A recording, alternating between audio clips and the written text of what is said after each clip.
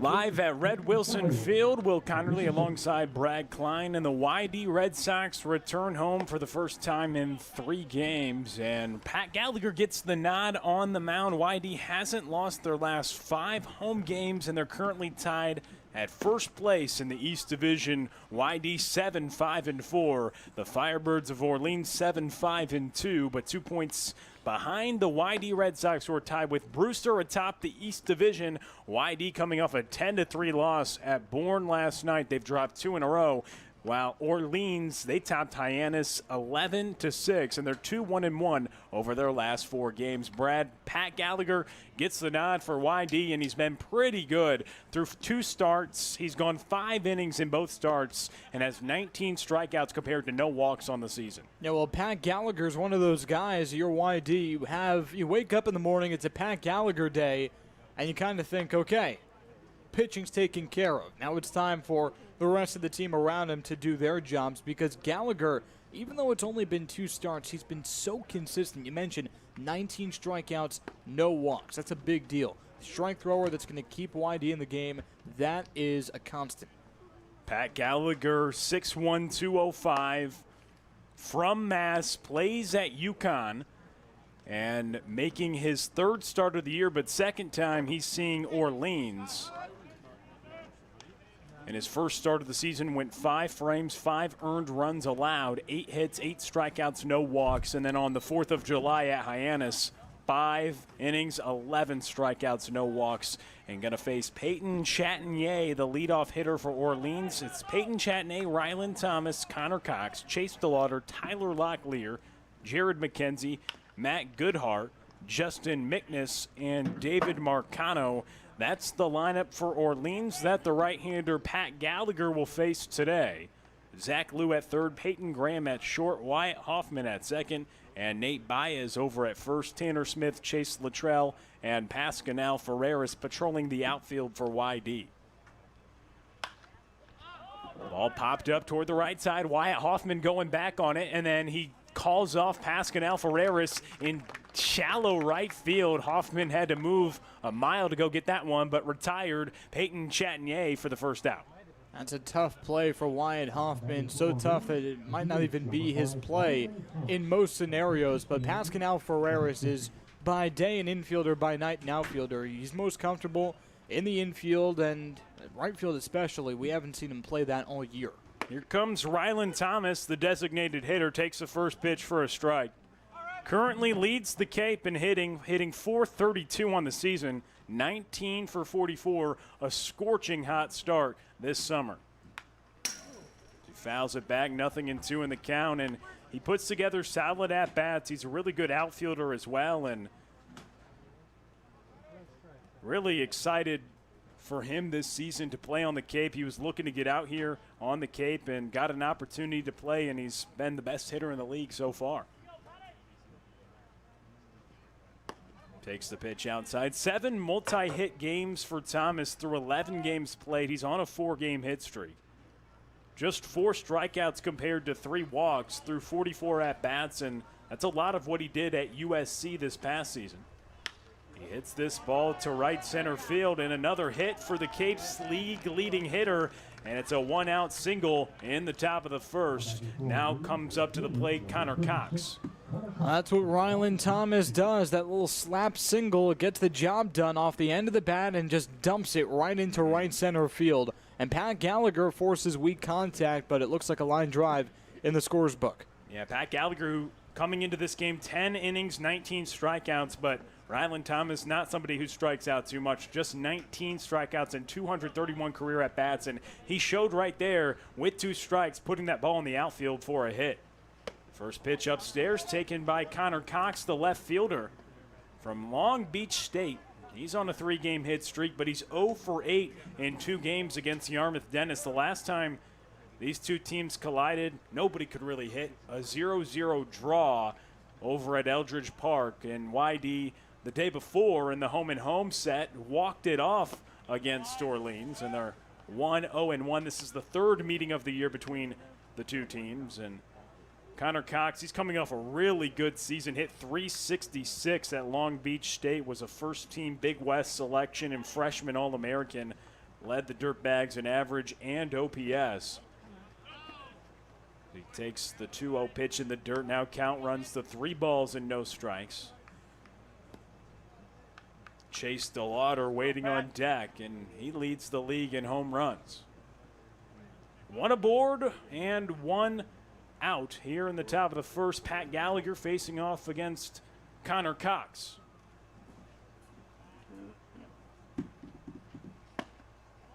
He throws the 3-0 pitch over the plate to notch a strike here against Connor Cox. He's a second-year freshman, his third year at Long Beach State, but got a medical red shirt in the 2019 season, just played 10 games, had an injury. And in the shortened season, hit 400, and he kept pace this past year as well. Swing and a miss on the 3-1 throw down to second, and it's caught stealing. Rylan Thomas out to dry. Cody Huff with the fire, and he's just getting everybody trying to run on Cody Huff. The rest of the Cape hasn't got the message yet. Mr. Huff has caught 4 of 5 would-be base stealers so far this season, and now there's 2 away with a full count here to Connor Cox. Cody Huff again. I don't know how many more Cody Huff throws down to second the league needs to get the memo. And a close full count pitch taken for ball 4. And Rylan Thomas, no slouch. He's someone who's very speedy, but he got caught stealing. This past year had 9 stolen bases, but was caught 5 times, so not that efficient at USC in terms of stealing bases, but does have some good speed.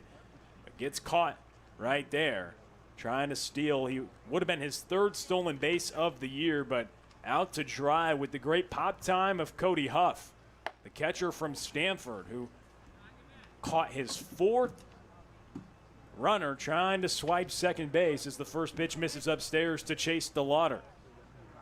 Chase DeLauder, one of the best hitters in the league so far, along with Rylan Thomas, who was on first base, but then got caught stealing, and now Connor Cox is on first after drawing the walk. Count ran full, and Gallagher missed a close pitch. But Chase DeLauder hitting .362 with 6 home runs.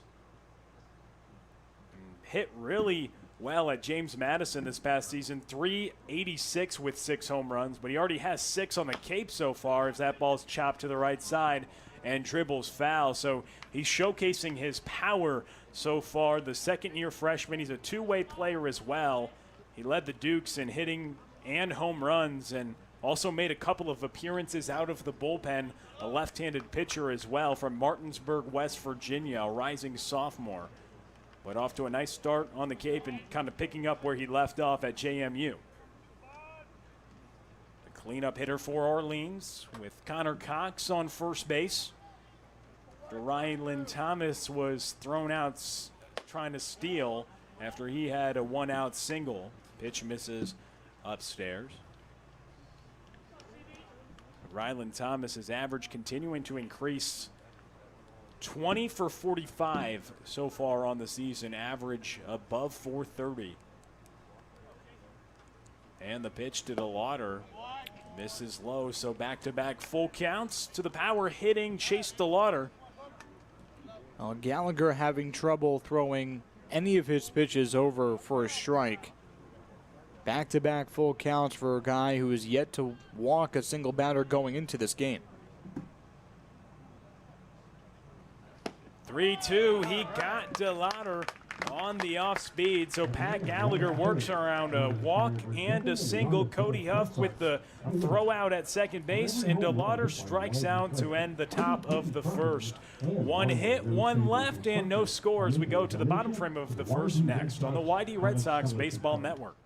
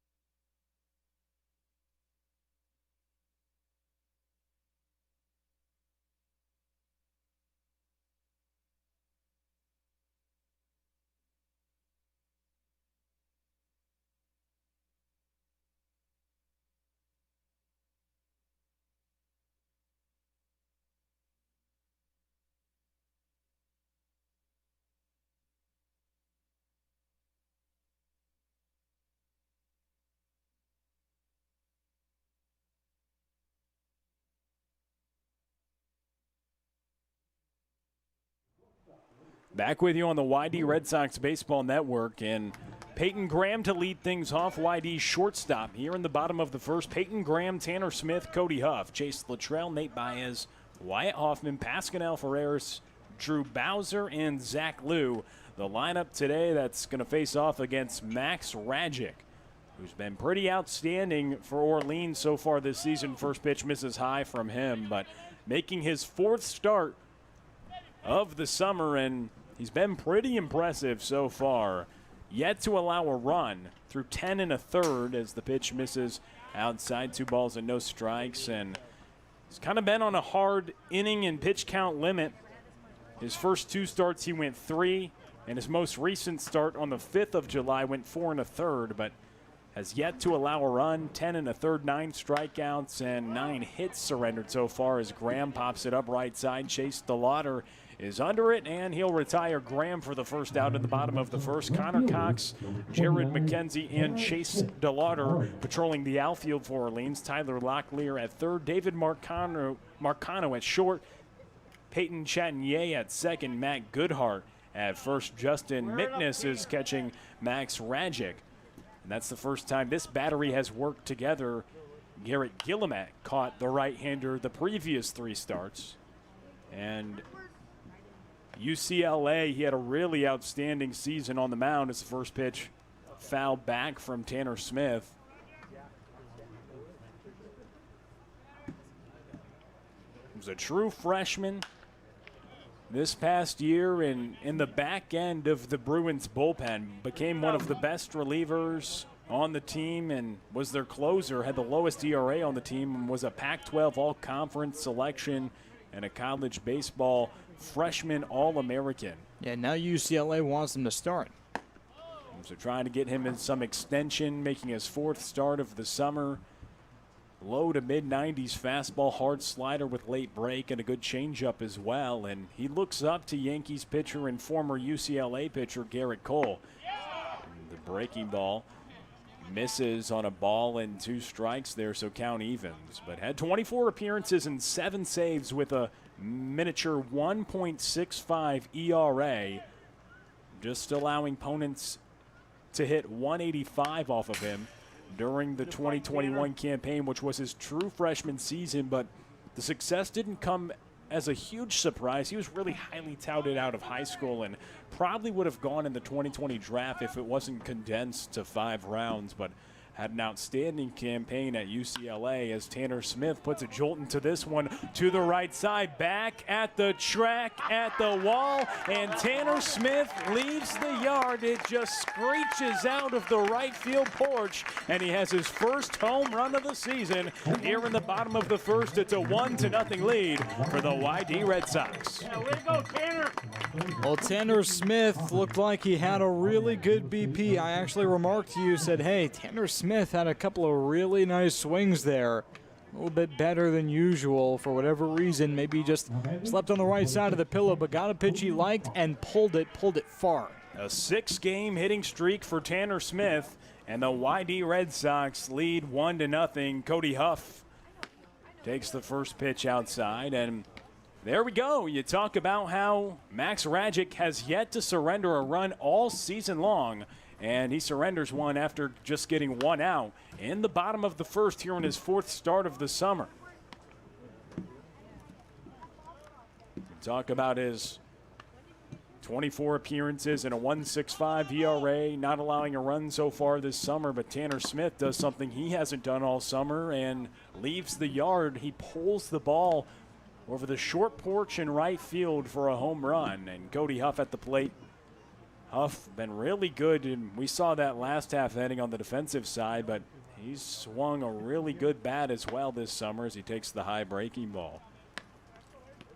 But Tanner Smith coming along, 6-game hit streak now atop the order, had an RBI, 2 RBI double yesterday, leaves the yard today, and the breaking ball misses high, count runs full here to Cody Huff, who's hitting .300 on the season.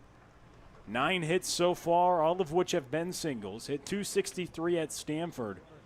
this past season. Was 0 for 4 yesterday with a couple strikeouts. The 3-2 hit hard to the right side. Backhanded at short by Marcano. Across the diamond over to Goodhart, and there's 2 away after Cody Huff grounds out, and Chase Luttrell now comes to the plate. And that's about as good of a 6-3 putout as you can record if you're Cody Huff. It's a one-hopper, hit it on the nose, right to Marcano. He had no time. He had to backhand it. And Cody Huff hit that one really hard. He can't be too ashamed of that one. First pitch to Chase Luttrell, misses low.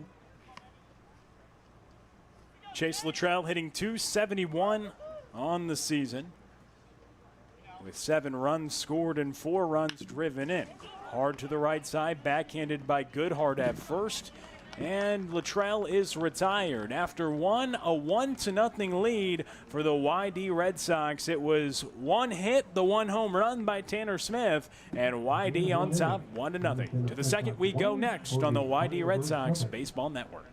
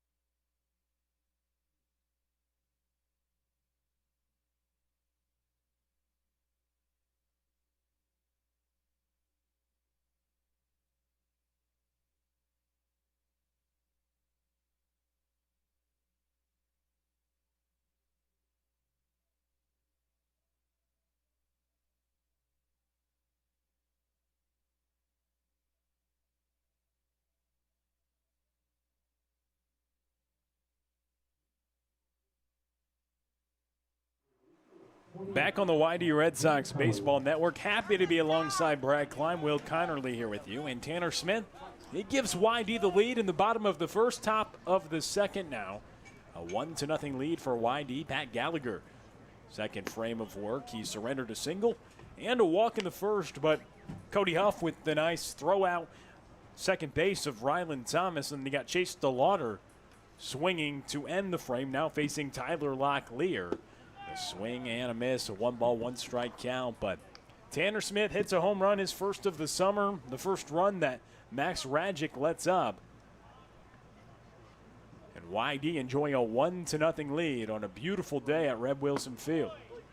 And there on the inside corner for strike 2, Pat Gallagher here against Tyler Locklear. And you look at Tanner Smith, and you don't necessarily think of a home run hitter, and he's really not, but he had so many doubles at Oregon. He's hitting the ball hard. You kind of thought he was going to run into one eventually. Strike 3 on the inside corner, and it's Locklear who's rung up on the fastball.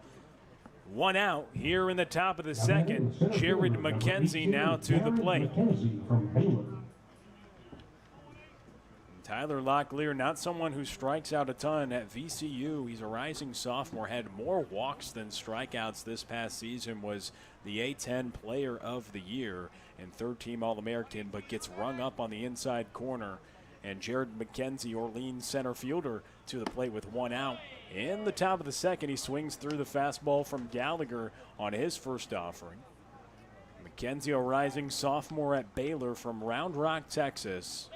The outfielder swings it from the left side. He was second in average and hits in the Big 12 this past season, and that notched him a first-team All Big 12 selection. And a good reason why he put up some really lofty numbers, hit 383 with 10 home runs, 14 doubles, and 44 runs driven in, but in an 0-2 hole here against Gallagher, who struck out 2 hitters in a row already as he misses high on the 0-2 offering. Gallagher ahead of the count, and he did miss high, but it was not a mistake. He wants Jared McKenzie to chase. I wouldn't be surprised if he puts it out of the zone on McKenzie again. The 1-2 from Gallagher, swing and a miss. Gallagher's punched out 3 Orleans hitters in a row, dating back to the end of the first. And now Matt Goodhart to the plate, Orleans' first baseman here in the top of the second. YD with a 1-0 lead, 2 outs, nobody on, and Goodhart to the plate. He's a rising senior at Arkansas, one of the 6 Razorbacks to hit double digits in home runs. He served as the Razorbacks' leadoff hitter and was tied for 3rd on the team in big flies, and that Razorback team was ranked 1st in the country for most of this past season. As Gallagher trying to strike out the side, misses outside on the 0-1, a ball and a strike here to Goodhart.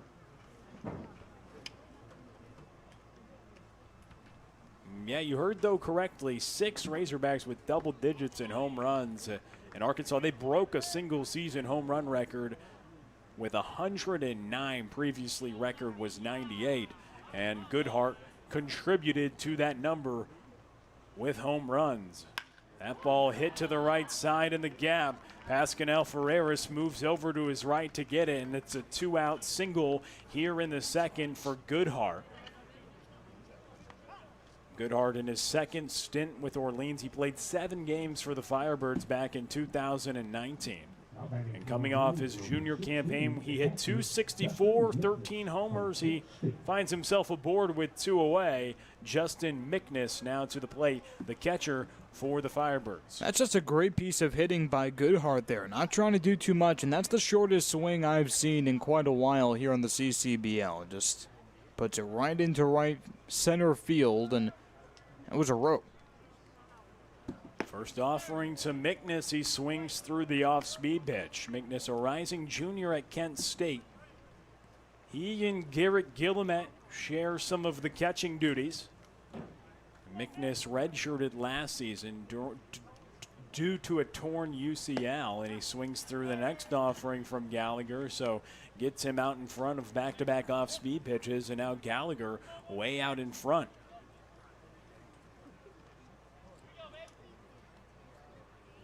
Mickness, a second-team All-MAC selection this past year.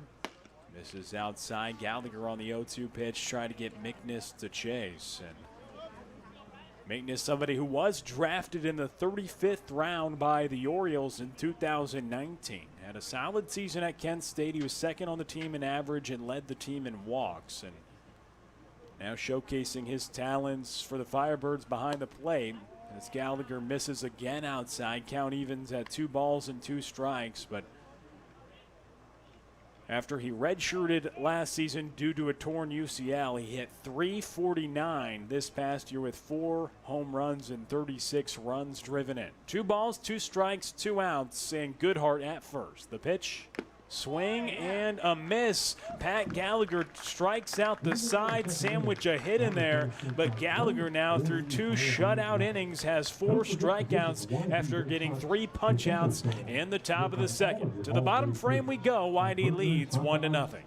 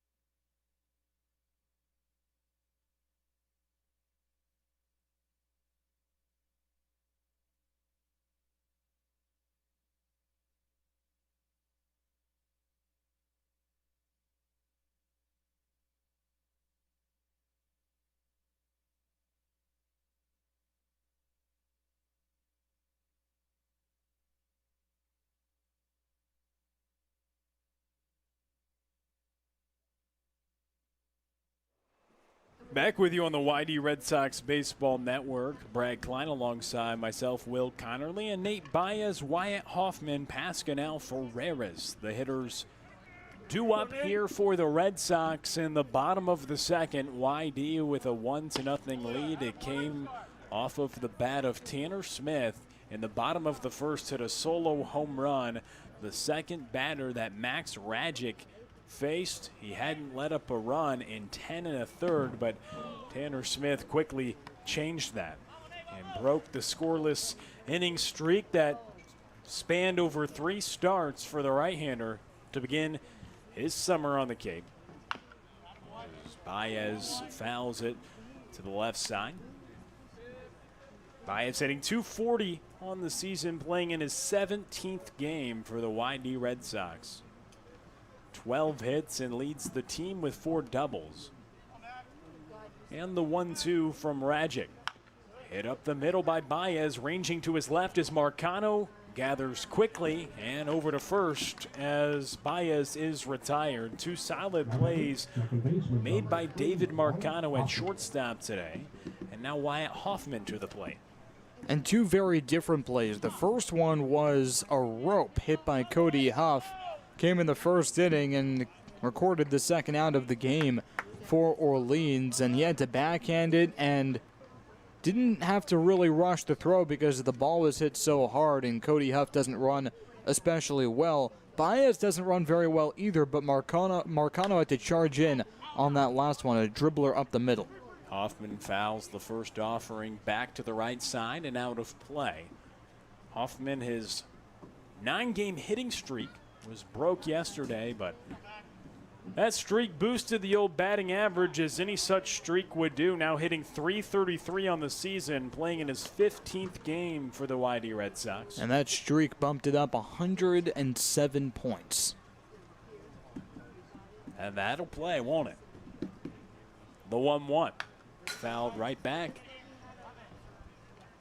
A ball and 2 strikes to Wyatt Hoffman, who been a big story. He's really helped the YD Red Sox find an answer on the offensive end over the past 2 weeks. And the 1-2 hit hard over to Marcano, but he gloves it over at shortstop for the second out. Now batting, right fielder, number 5, Pascal Ferreras from Western Carolina. Pascal Ferreras coming to the plate here in the bottom of the second. 2 outs, nobody on. And YD with a 1-0 lead after the Tanner Smith solo home run in the first. Ferreras 0 for 2 yesterday, hitting .160 on the season in his 17th game, and swings through the first pitch from Rajic.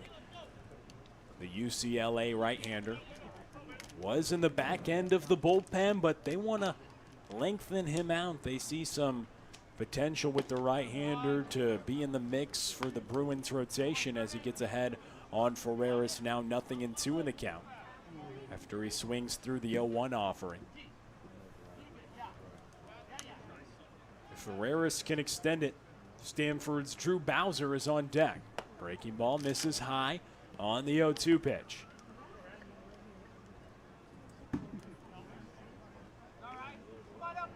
YD hitting .229 as a team. Swing and a miss by Ferreras, and he's retired via the strikeout. Rajic, after the home run, has retired 5 in a row. He sets down the side in order in the second and through 2. YD with a 1-0 lead. We send it to the third next on the YD Red Sox Baseball Network. At the Red Jacket Beach Resort.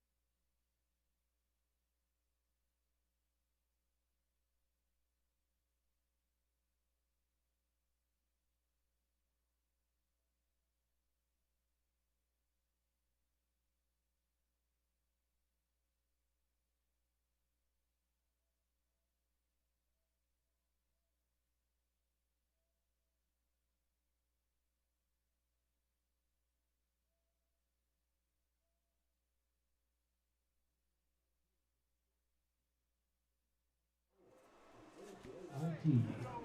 Back here on the YD Red Sox Baseball Network in the top of the third inning, it's 1-0 in favor of YD, and Pat Gallagher, the righty from UConn, still on the bump, making the start his third of the season as a Red Sox. The first pitch fastball misses low by the shins to David Marcano, the shortstop from NJIT. Marcano, the ninth place hitter, tries to bunt, pulls back at the last minute, and the fastball tails outside. 2 balls and no strikes now. Well, David Marcano from NJIT, but originally from Texas, from Katy, Texas, a senior, grounds it slowly over to short. Peyton Graham charging and gloves it, fires it in time. 1 gone. Nice play made by Graham. He comes up on it. You have to charge those balls that move slowly. And Peyton Graham, someone who's going to be moving over to play shortstop at Oklahoma next year, going into the role after being at the hot corner for a long time, it's a big shift. I mean, you've seen guys go both ways, be really good shortstops, turn into good third basemen, and vice versa. But it still is an adjustment process, and Graham did a nice job there. So here's the Rebel from Ole Miss, Peyton Chatinier, the second baseman who popped out to second his last time up. Hit .271 this past year, takes the fastball inside for ball 1 after hitting .311 in 2020.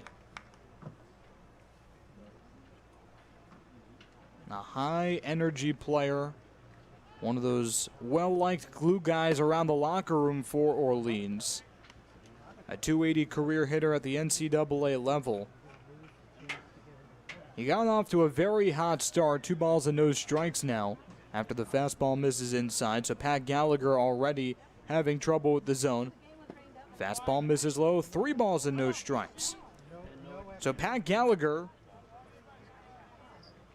had 1 walk in the first inning, plenty of 3-ball counts to boot, and now a 3-0 count against the shortstop. I'll make that second baseman Peyton Chatinier, and a 4-pitch walk to Chatinier in the third inning. So Chatinier got off to a hot start for Orleans, had hits in his first, or 5 of his first 6 games. And now on first base with a 1-out walk in the third inning. Rylan Thomas, the DH, singled his last time up in the first at the dish. He is the leading hitter in the CCBL. 1 away with a runner on first in the top of the third inning, and Gallagher checks back the runner at first.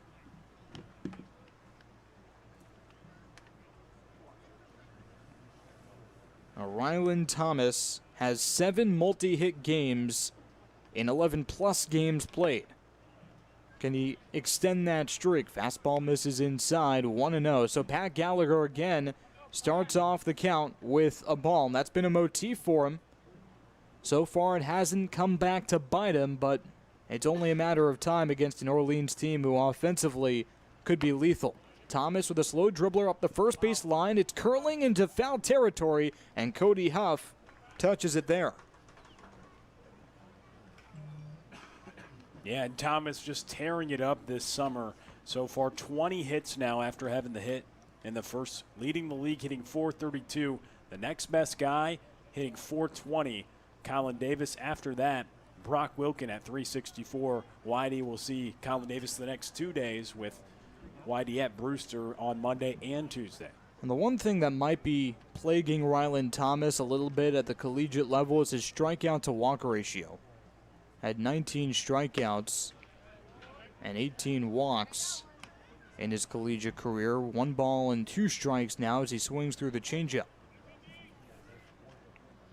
But now DHing, even though maybe the strongest part of his game is his patrolling of the outfield.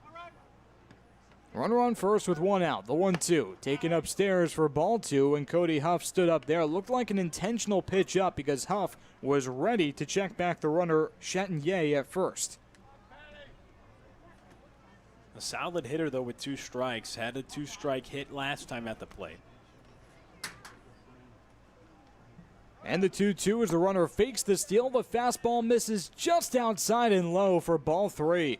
Oh, and Pat Gallagher wanted it. Cody Huff kept the frame for an extra half beat. He wanted it too. So the count is now full with the best hitter in the CCBL at the dish.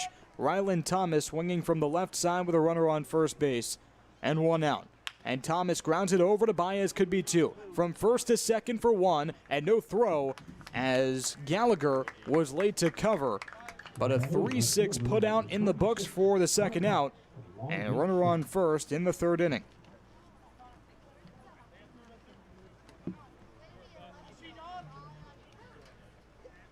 So now it's Rylan Thomas on first base with 2 outs for Connor Cox, who walked in the first inning.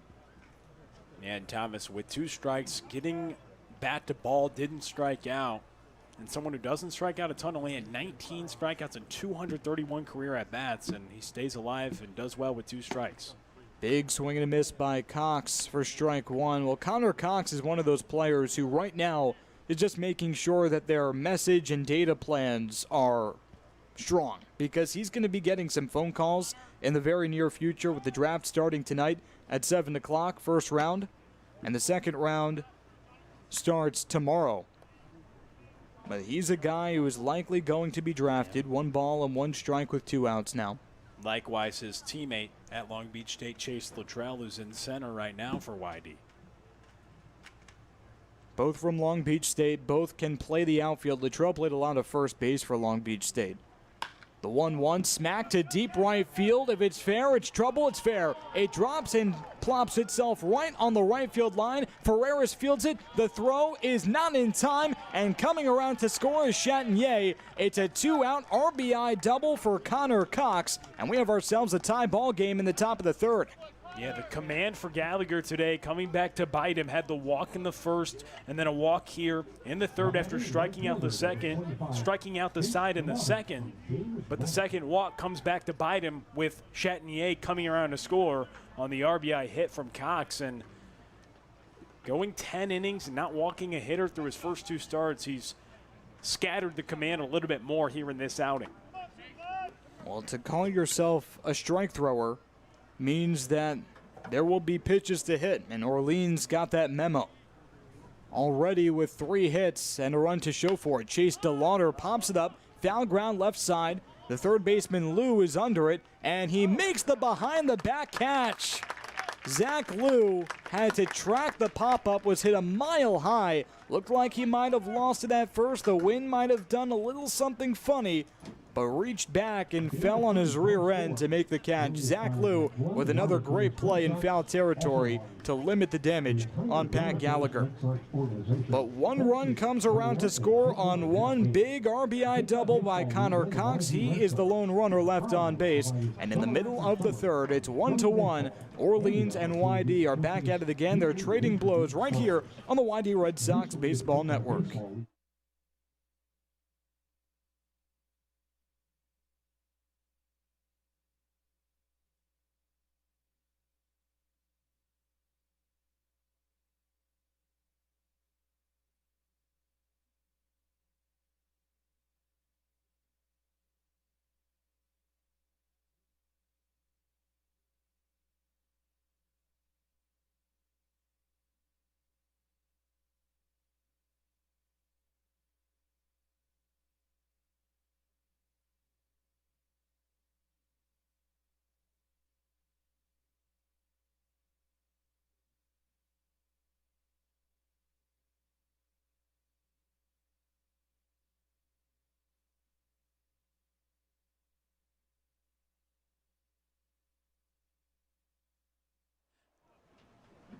Back with you on the YD Red Sox Baseball Network. In the bottom of the third inning, Drew Bowser leading off for YD against Max Rajic for Orleans, the right-hander from UCLA.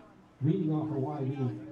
And Rajic just recorded his first 1-2-3 inning since his first inning of the season against Orleans. Yeah, he scattered through 3 starts. The 9 hits, 10 and a third, but no runs. But he was working with ducks on the pond in almost every inning.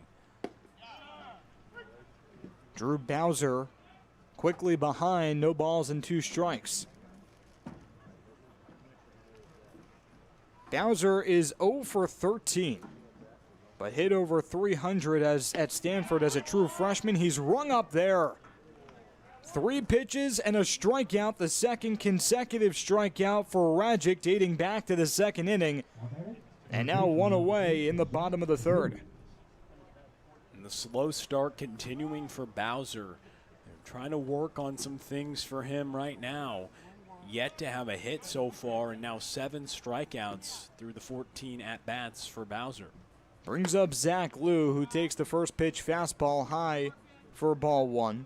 Didn't have an at-bat yesterday, came in to play some defense. But the right-handed hitter from Cal State Fullerton at the dish with 1 out, no one on, 2 balls and no strikes.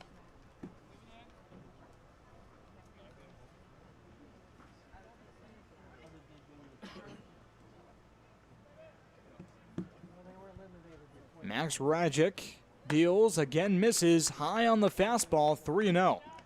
So Liu, who really started the year pretty poorly, he's hitting 160 now, but started the season 0 for 14. See if he has the green light here. He doesn't, and the fastball gets over, 3 balls and a strike. But Liu's had a very good collegiate career. Hit 284 this past season at Cal State Fullerton. He was their top returning hitter, but takes a 5-pitch walk with 1 out in the bottom of the third. That's exactly what I was going to say, Brad, is he is a solid hitter. In his career, in 93 games played at the collegiate level, he's hit .303 at Cal State Fullerton. Had a really slow start, but that kind of came as a surprise. And a smaller player that Liu is at 5'9", 165.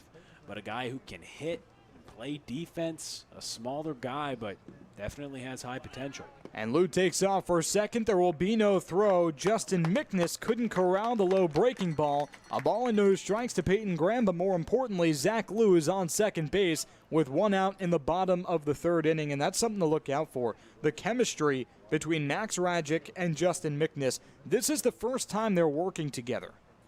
The previous outings for Rajic has been with Guillemette, their other catcher.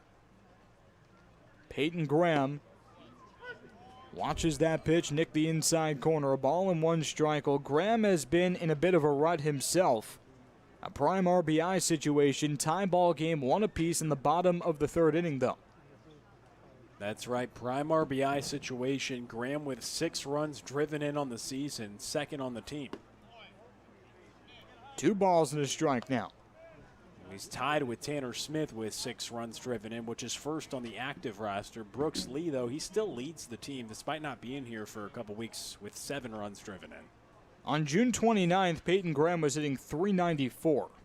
It's July 11th. He's hitting under .271. And now watches the fastball inside. 3 balls and a strike with Zach Liu on second base. Bottom of the third inning, the Oklahoma Sooner had 11 home runs in his freshman season. Rajic deals, and Graham swings and misses at the changeup. Took a big RBI cut there. The count is now full. A healthy hack on the 3-1 hitters count, ultimate green light situation.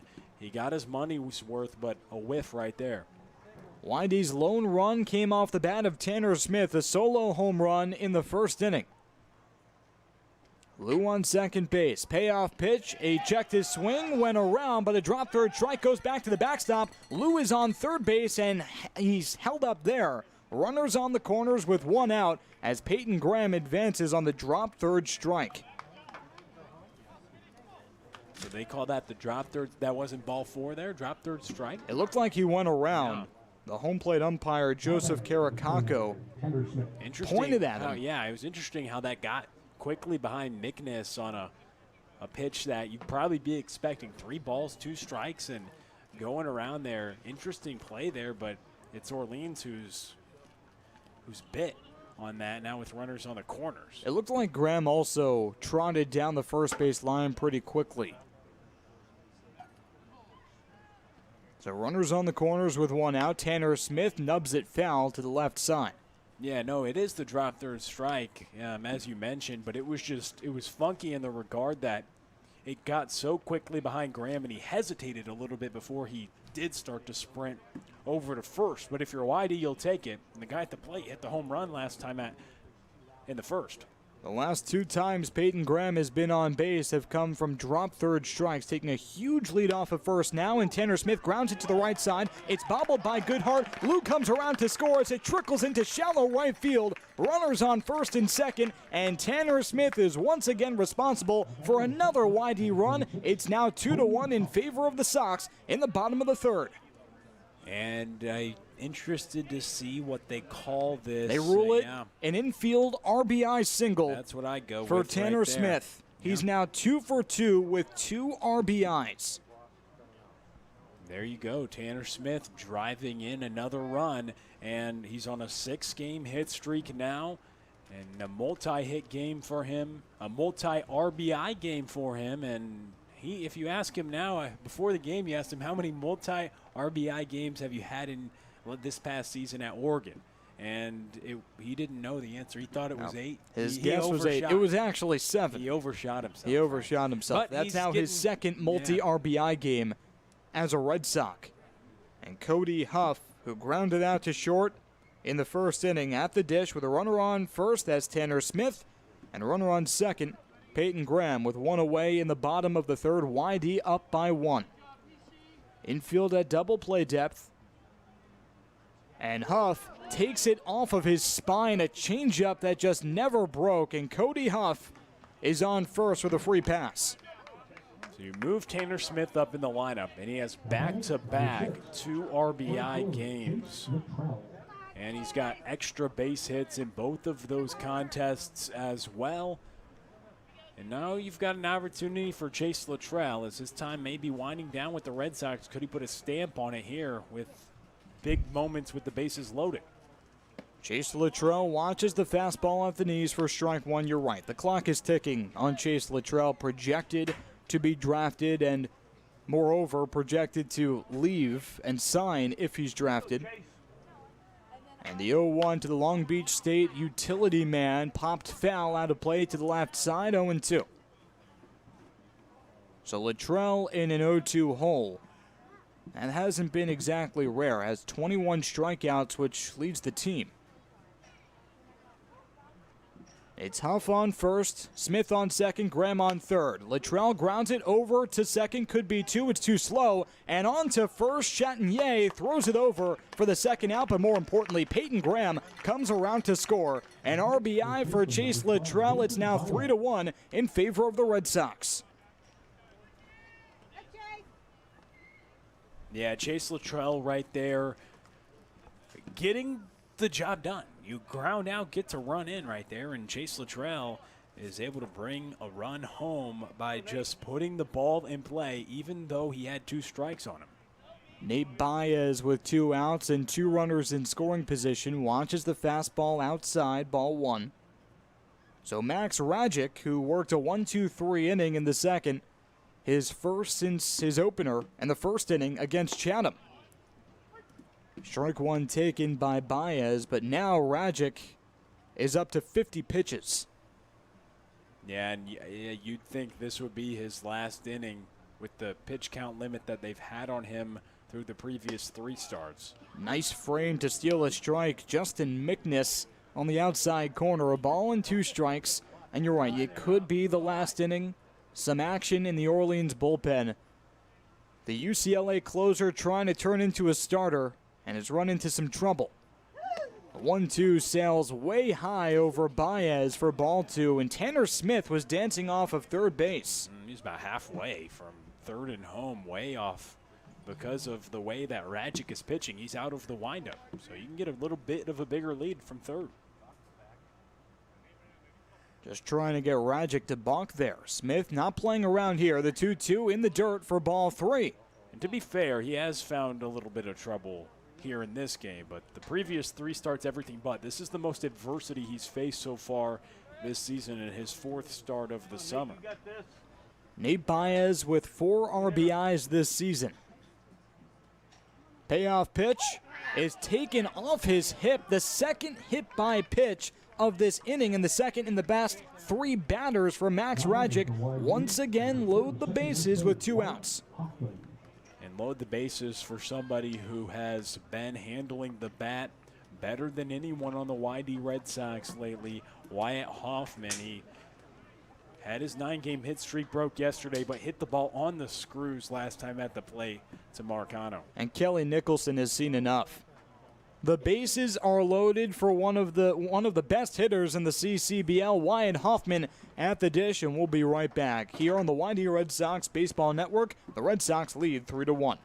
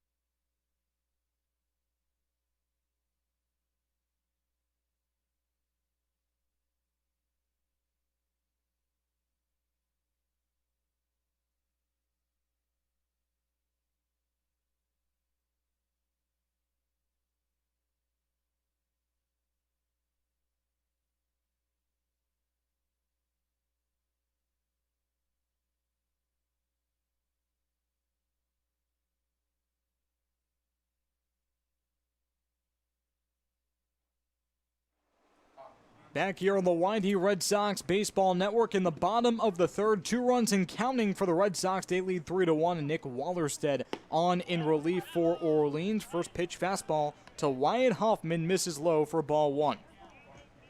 So it's Tanner Smith on third, Cody Huff on second, and Nate Baez on first with 2 outs for Wyatt Hoffman, who's hitting .333, one of the CCBL's most elite hitters.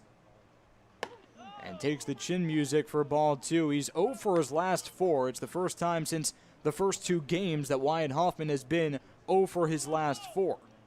And faces Nick Wallerstedt, who's already thrown 5 2/3, a 1.58 ERA for Orleans. This is his 6th appearance. The 2-0 to Hoffman, misses outside, ball 3. The bases are loaded, and Wallerstedt comes in, throws 3 consecutive balls to Wyatt Hoffman. Wallerstedt recorded 2 outs against YD. Could use a big one here. The 3-0 to Hoffman, taking all the way for ball 4. Wyatt Hoffman inherits an RBI. It's now 4-1 in favor of the Red Sox in the bottom of the 3rd inning.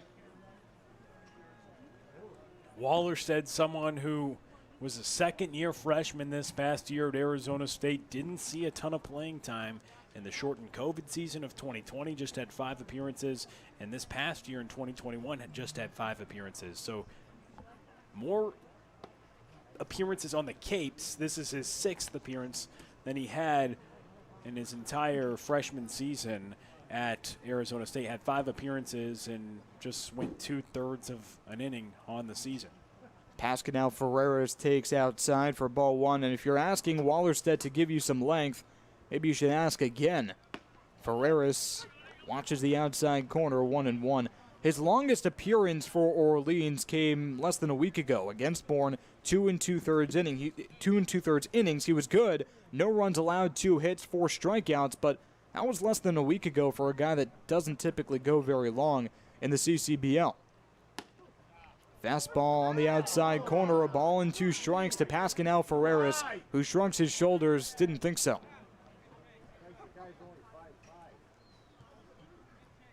So it's 1-2 with 2 outs.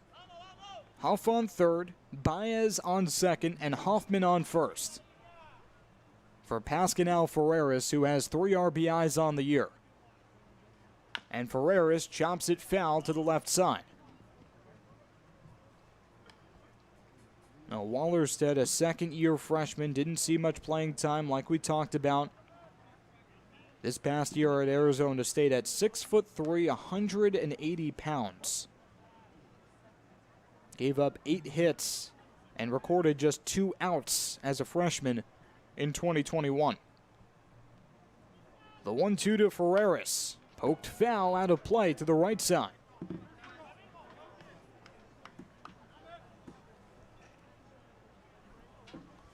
You want to see Ferreras be tough here with 2 strikes, something that will definitely help his game. A really good hitter, but if he can be tougher with 2 strikes, his potential is very, very high. Already a guy who can hit for average. He's struggling so far this year, but... And Ferreras skies it to deep right field by the foul line. DeLauder is under it to make the catch. Side retired, but YD bats around. And they score 3 runs to make it 4-1. And at the end of 3, that's the score, 4-1, right here on the YD Red Sox Baseball Network.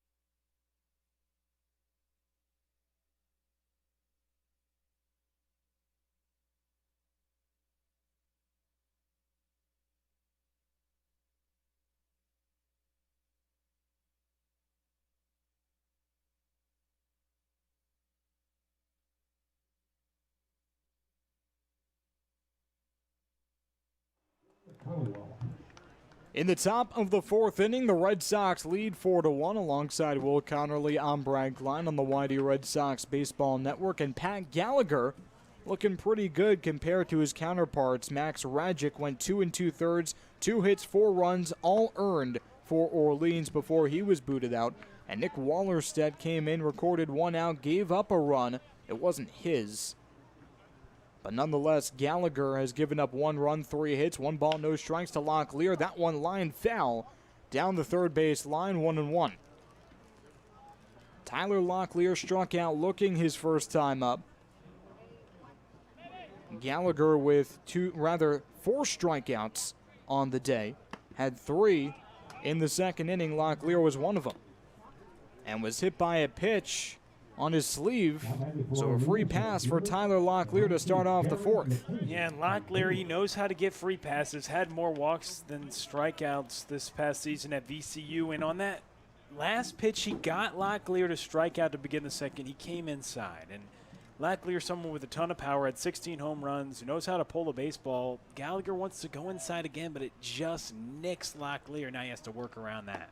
Here's Jared McKenzie, who was taken all the way for strike one. The infield is at double play depth for the center fielder from Baylor, who was the Big 12 first-teamer, hitting .408 in the shortened 2020 season and .383 in 2021. The 0-1 missed way outside and way low. 1 ball and 1 strike now. Yeah, McKenzie hitting .217 on the season thus far, playing in his 14th game, but those averages from Baylor through 2 years are just off the charts. A really, really good hitter. And McKenzie skies it down the left field line towards the YD bullpen and fell. Big 12 first-teamer, like you mentioned, and he had good extra base hit power with the 10 home runs and 14 doubles as well. 10 hits so far this summer and 2 extra base hits, 2 doubles. His favorite player growing up in Texas was David Ortiz, something that the Red Sox fans will be happy to hear about, and is rung up for his second strikeout of the day. Yeah, this time Gallagher gets McKenzie looking, and when you can kind of freeze a hitter, because with 2 strikes, I mean, you're looking to protect. But when you can freeze a hitter, that just is a ton of credit to the stuff of Gallagher right there. Using the movement to just move right into the zone and catch McKenzie off guard. McKenzie, who's a really good hitter, to do that, I mean, it's a very impressive pitch made by Gallagher, and that's what you have to do to put guys away with 2 strikes. So here's Matt Goodhart, the first baseman. First pitch fastball for strike one. Goodhart hitting .286 on the year for Orleans and finished his collegiate season on a bit of a sour note. One ball and 1 strike.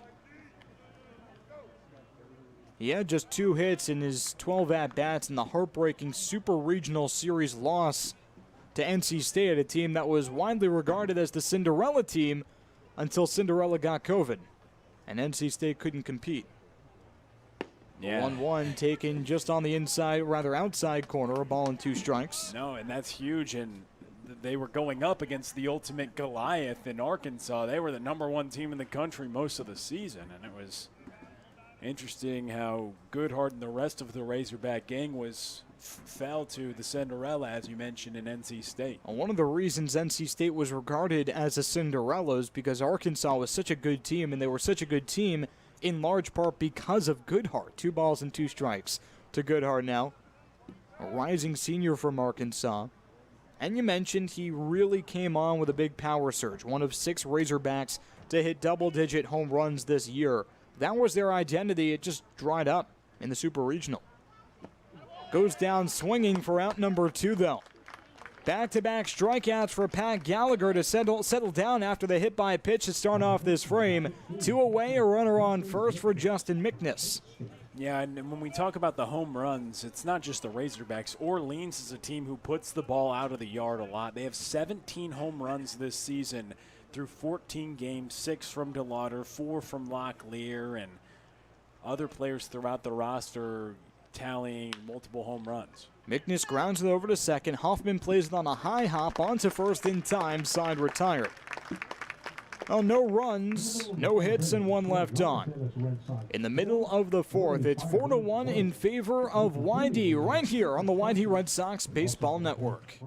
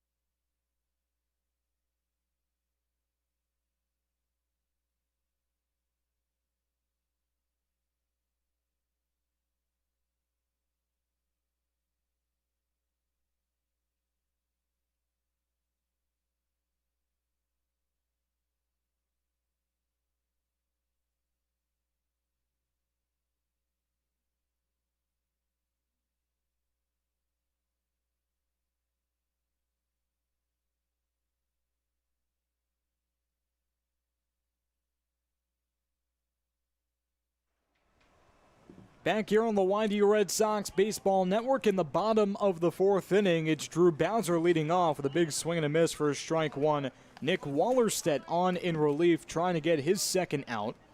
Got a big out to retire the side in relief of the starter, Max Rajic, who went 2 2/3, 2 hits, 4 runs, all earned, 1 walk and 3 Ks for Orleans.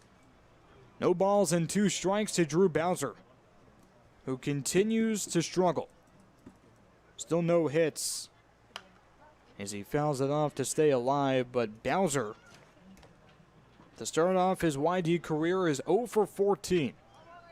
Yeah, Something we've said before about a YD Red Sox. Zach Lewis really picked it up. Can Drew Bowser replicate that? Swing and a miss, 0 for 15. Drew Bowser goes down swinging for out number 1. That is the worst start for any Red Sox this season. Yeah, and coupled with that, you've talked about different types of slumps, and this one, Bowser looks like the timing's a little off at the plate right now. Has 8 strikeouts through the 15 at-bats as well, so going down and a tough start for him, but he's a really good player and a highly touted player, and he is going to turn it around, I believe. So here's Zach Lou, living, breathing proof that there is a light at the end of the tunnel. 1 ball and no strikes as he takes the fastball at the top of the elevator. And a foul ball down the right field line, count even at 1-1. When you talk about different types of slumps, well, there are also different ways to react to different types of slumps, and it's just really testing Drew Bowser's mental toughness now, something that he's not necessarily expected to have at such a young age.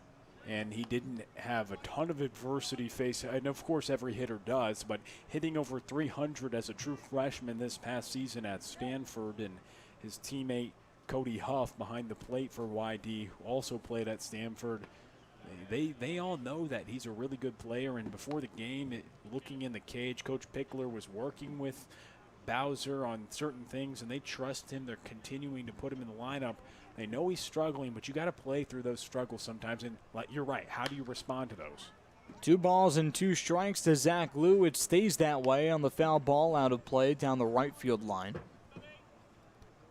Because that's the ultimate kicker, is you are going to go 0 for 10 at some point. You're going to go 0 for 15 sometimes. How do you respond? And that's crucial to having success. Lou goes down swinging for the second out. 2 consecutive strikeouts for Nick Wallerstedt. 2 away for Peyton Graham, and no one on in the bottom of the fourth. YD 4 and Orleans 1.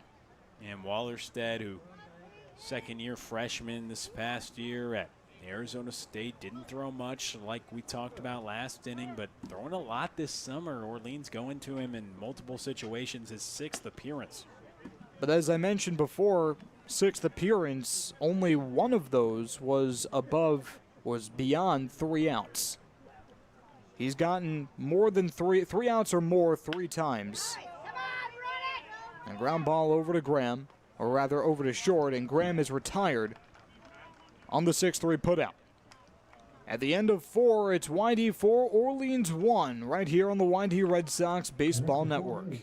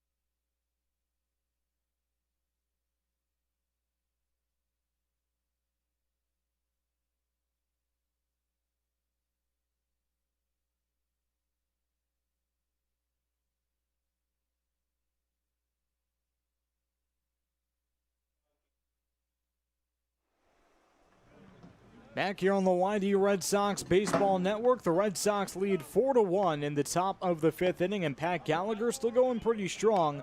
First pitch fastball misses low for ball 1 to David Marcano, the shortstop who grounded out to short his last time up. 2 balls and no strikes now to Marcano. Well, Gallagher has allowed 1 run and 3 hits. He's also allowed, or rather stranded, a base runner in each of his previous 4 innings. And Marcano shows bunt, doesn't pull back, strike 1. That was the 68th pitch that the right-hander has thrown, now working in his 5th inning. He's gone 5 innings in his previous 2 starts. Ground ball up the middle into center field, a leadoff base hit for David Marcano. And the first hit of his young Orleans career, he's now 1 for 4, rather 1 for 5. Number 3, Peyton Chardonnay from Mississippi. And Jarrett Godman is tossing in the bullpen, getting hot.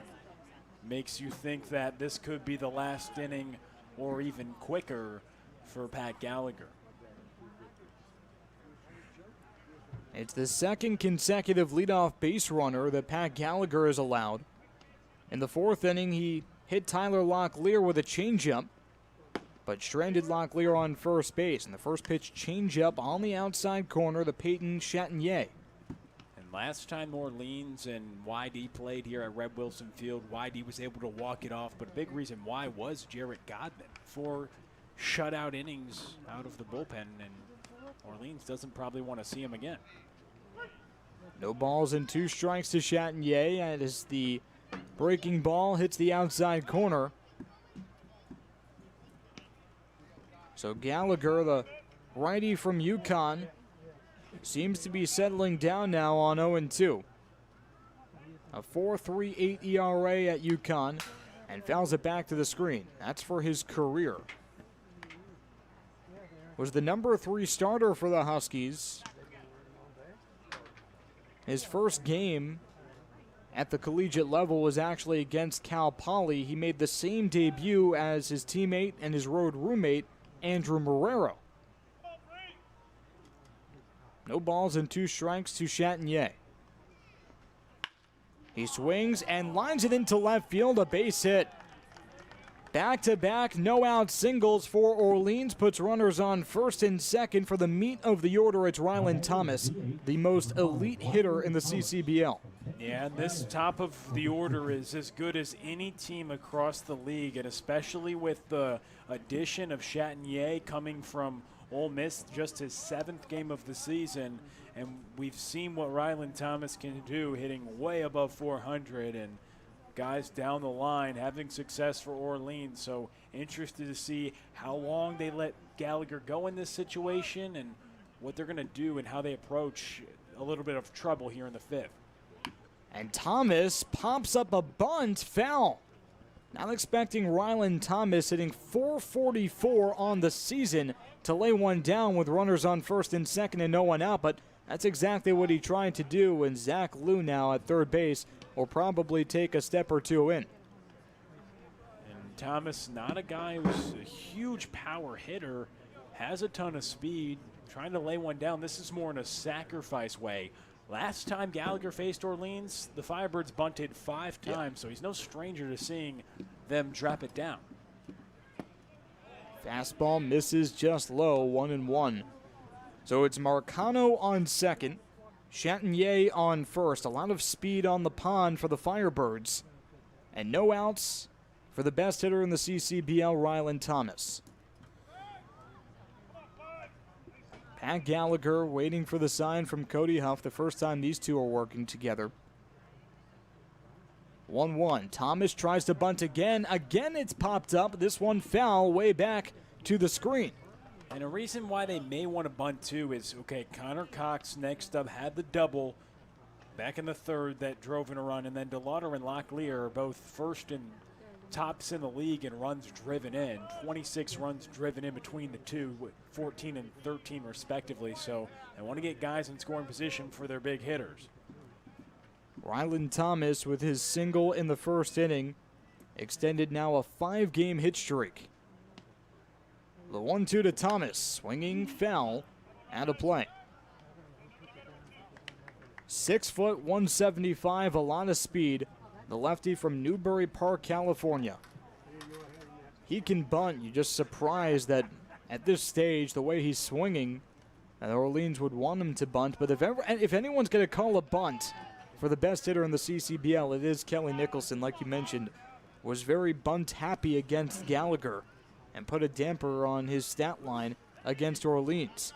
Gallagher checking back the runner at second. Marcano dancing off the bag, and he dives back safely. Looked like the throw beat him, but the tag by Graham was unable to be applied. He bobbled it into shallow center field.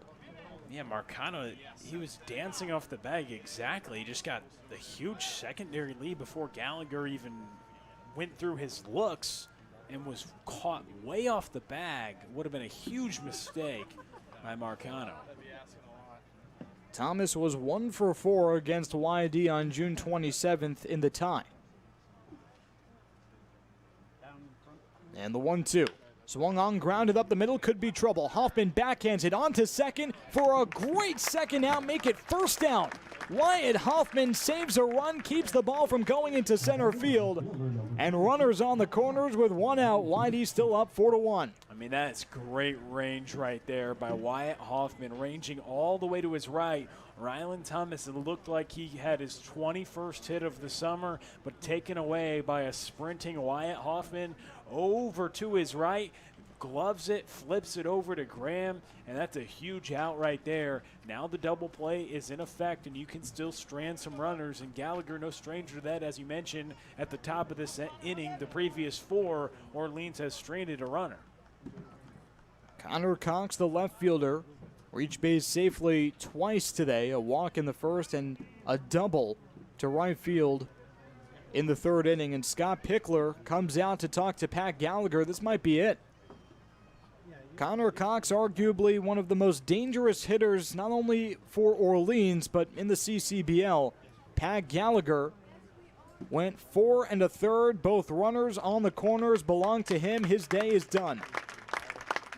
A new pitcher on the mound for the Red Sox when we return. YD by 3 on the YD Red Sox Baseball Network.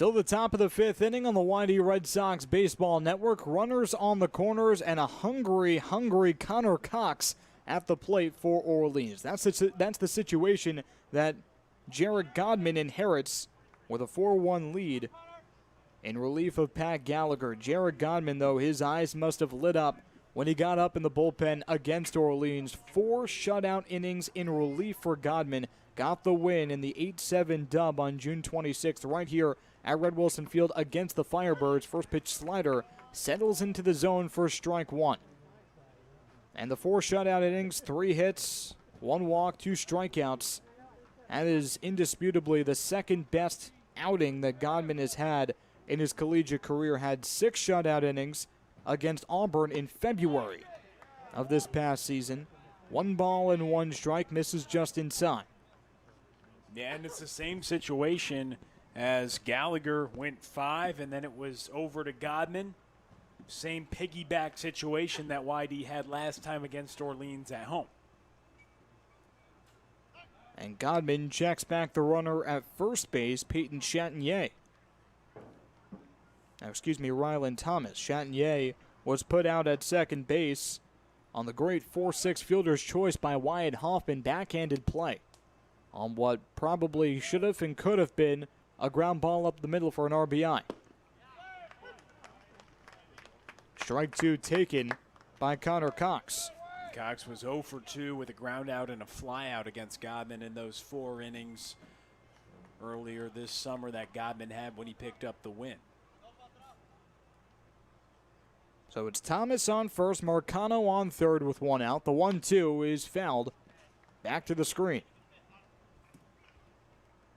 Jared Godman, since that Orleans appearance, hasn't been quite as good. 2/3 of an inning, 2 runs, both earned against Wareham 4 days after. And then on July 6th, on the road against Chatham, an inning and 2/3, 1 run. And that one clocked to deep left field, but way foul. Connor Cox giving it a ride for a screeching foul ball. All that to say, Godman's ERA 4.15, 1-0. That was the 1 win against Orleans, and this is his 5th appearance. Now, Jared Godman, the Oklahoma Sooner, facing Connor Cox from Long Beach State. With 1 out, the 1-2. Slider, front door, inside, 2 balls and 2 strikes. Yeah, it really got in on Cox, and it seemed like it almost hit Cox and then broke at the last minute. Infield at double play depth. Godman from the stretch. The 2-2. Swung on and nubbed up the middle into center field. A base hit. Marcano comes around to score. Thomas on to second. A 1-out RBI single for Connor Cox. And all of a sudden, it's YD only by 2. Yeah, and Connor Cox, 3rd time on base today, had the double in the 3rd and the single here in the 5th, and his 2nd run driven in of the day.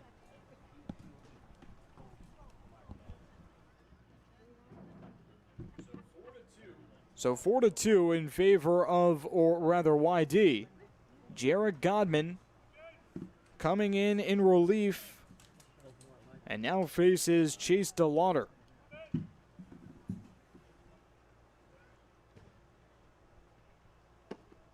Slider that DeLauder watches for strike 1. Well, DeLauder 0 for 2, a strikeout and a pop out. For Orleans, he's been fantastic. 17 for 49 on the year. Pitch in the dirt, blocked by Huff. Now you do the math, and that batting average equates to .347.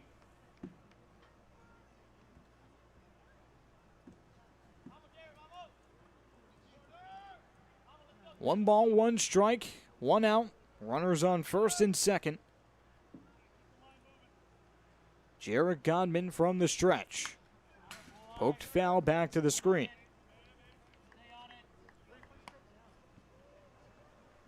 Yeah, and on top of that great average that he has had, the 6 home runs. The power's just been so impressive. Only had 6. It was so surprising.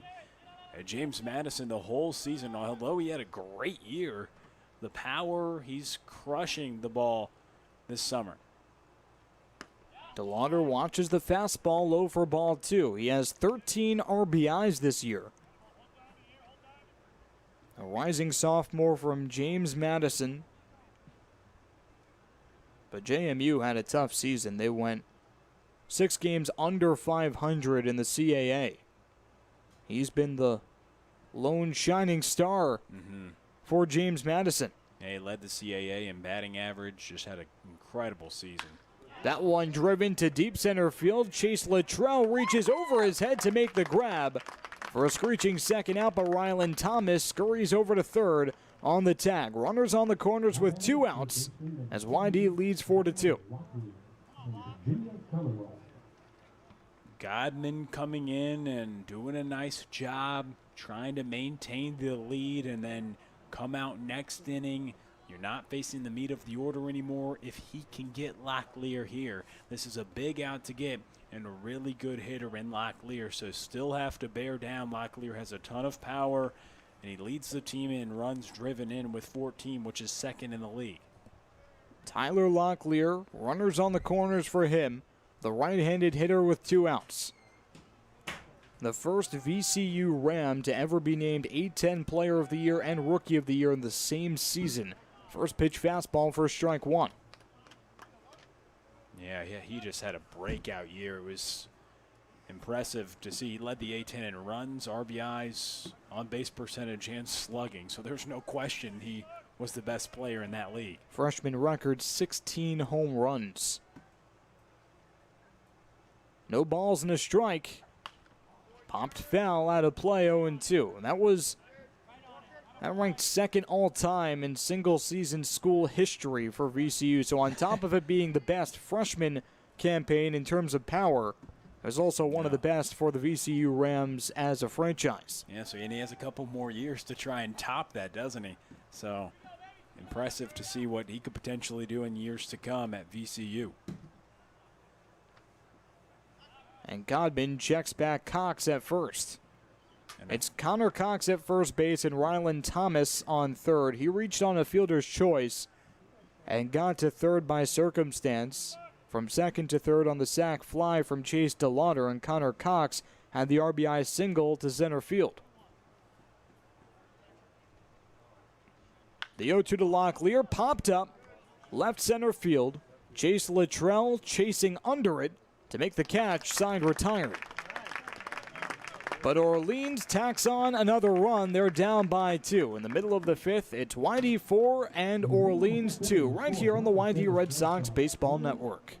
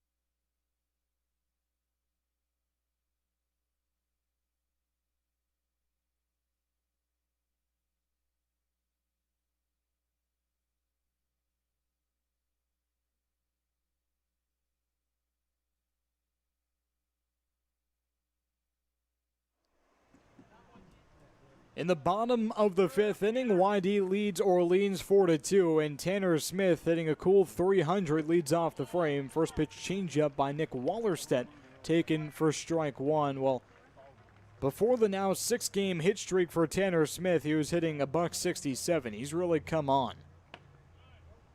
Yeah, he's shown his power. He's shown his ability to hit in clutch situations, driving runs in. Back-to-back 2 RBI days for Tanner Smith, and he's had extra base hits in both games. Shows bunt and pulls back. That one way inside for ball 2. Eugene, Oregon native. A guy who's really forced Scott Pickler to put him in the lineup every day. Even though his glove is the best part of his game, we've seen him DH a couple of times just because his bat must be in the lineup. 3 balls and 1 strike now to Tanner Smith. And now with his 8 RBIs, now someone on YD has passed Brooks Lee as the leader in RBIs. Strike 2 taken by Smith. So he's been the ultimate guy to drive in runs for the Red Sox, but a crucial part of the top of the order. And Tanner Smith skies it foul down the third base line out of play. The count is full. Nick Wallerstedt came on in relief in the 3rd inning and has since walked 2 batters. The first one coming against Wyatt Hoffman on 4 pitches with the bases loaded. Payoff pitch to Smith. Swung on and missed. Strike 3. He got him on the breaking ball for the first out in the 5th inning. Brings up Cody Huff 0 for 1 with a hit by pitch in the 3rd inning. That was one of 2 hit batsmen. The Red Sox were the recipients of some free bases in the 3rd inning. That came when the starter Max Rajic really started to lose his command. 1 ball and no strikes to Cody Huff from Stanford.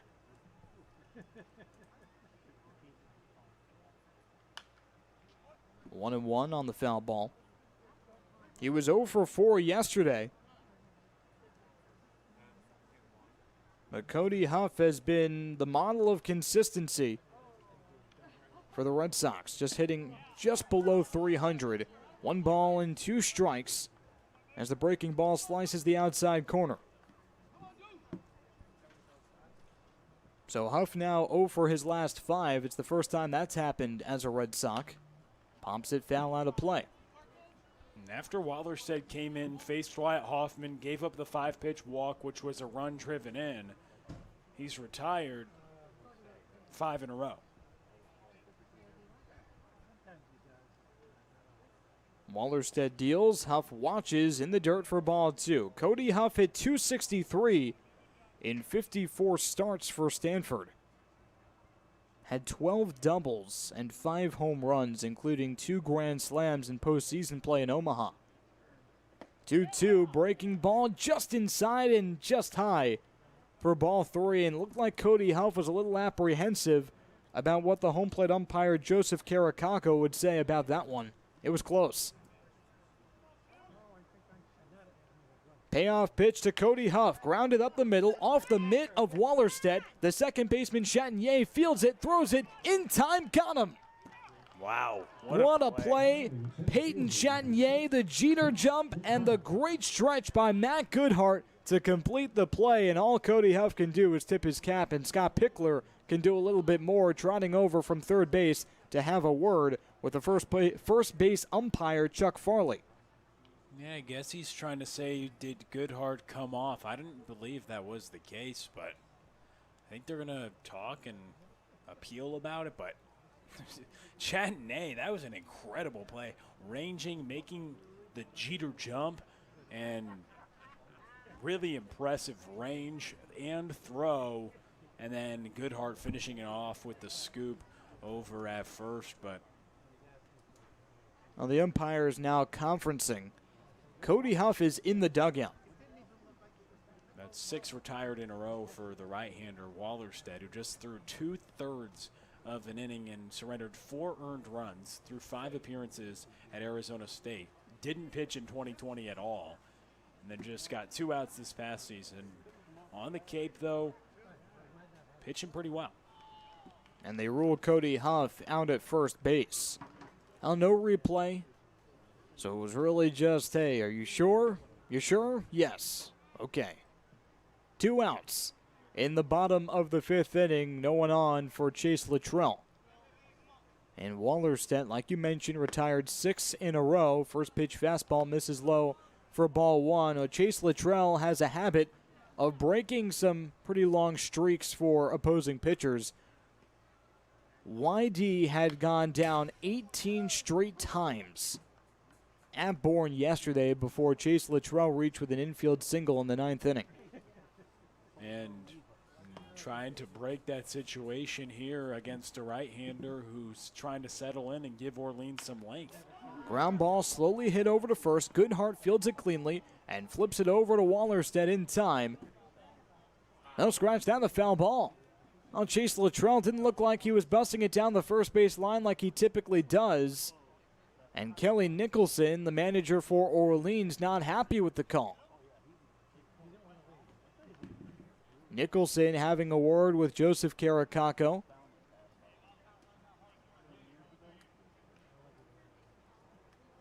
Less than social distance, but he's not happy with the call.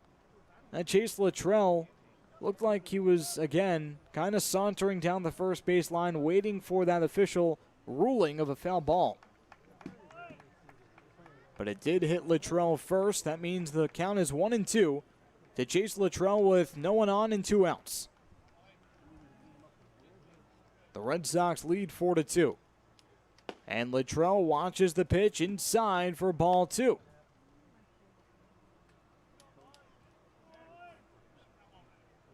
If Chase Luttrell can keep the line moving, Nate Baez would be next. Luttrell had the RBI his last time up on the fielder's choice. Not going to happen here. The first strikeout of the day for Chase Luttrell is 22nd of the season. That leaves the team side retired. YD goes down in order 1-2-3, and at the end of 5, it's 4-2 in favor of the Red Sox on the YD Red Sox Baseball Network.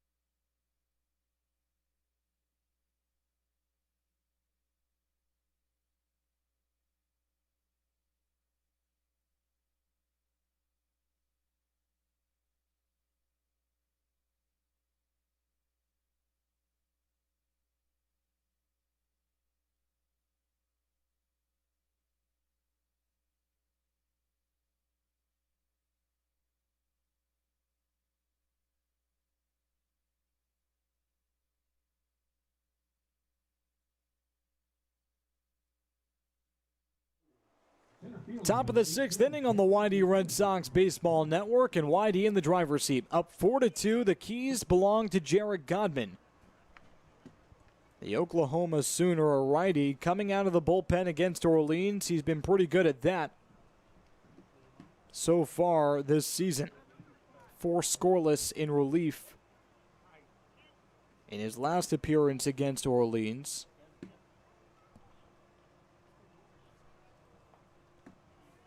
And behind him, Briley Knight in center field taking over for Chase Luttrell. Luttrell moves over to right field. And Pascal Ferreras is out of the game. No balls and a strike to Jared McKenzie, one of the most dangerous and unsung heroes for Orleans. McKenzie fouls it out of play. He's hitting in the 6-hole, which is not too shabby, but and this is a guy who was second in the Big 12 in batting average and hits. Second-year freshman, a freshman All-American in 2020. Fastball misses outside for ball 1. Well, we were talking in between innings, talking about how stacked Orleans is on paper. And yeah, the offense is very good on paper and on the field, but you would think that it would be a little bit above what the league average is and what YD has to offer, as a leadoff single in the books for Jared McKenzie right on cue. Yeah, their lineup up and down, very impressive. You look at a Locklear, a player of the year in a conference, McKenzie, who just incredible performance this past season, and the way that Ryland Thomas is leading the league in hitting, and DeLauder leading the league in home runs, and Chatagnier from Ole Miss, who was their everyday middle infielder.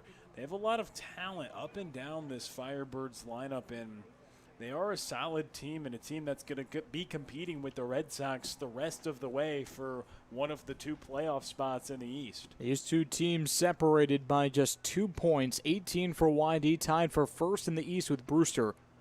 And Orleans in the passenger seat at 16 points, tied for third.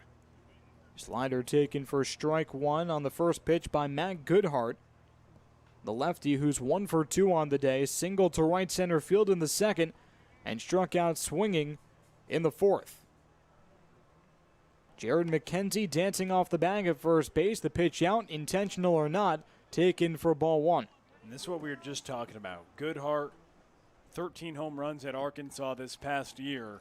You talk about Orleans and up and down the lineup, they're so good. They lead the league with 17 home runs. I mean, they're a team who paces the entire Cape in terms of power, and a big reason why is everyone in this lineup can hit. I mean, you've got Goodhart hitting 7th with a ton of power.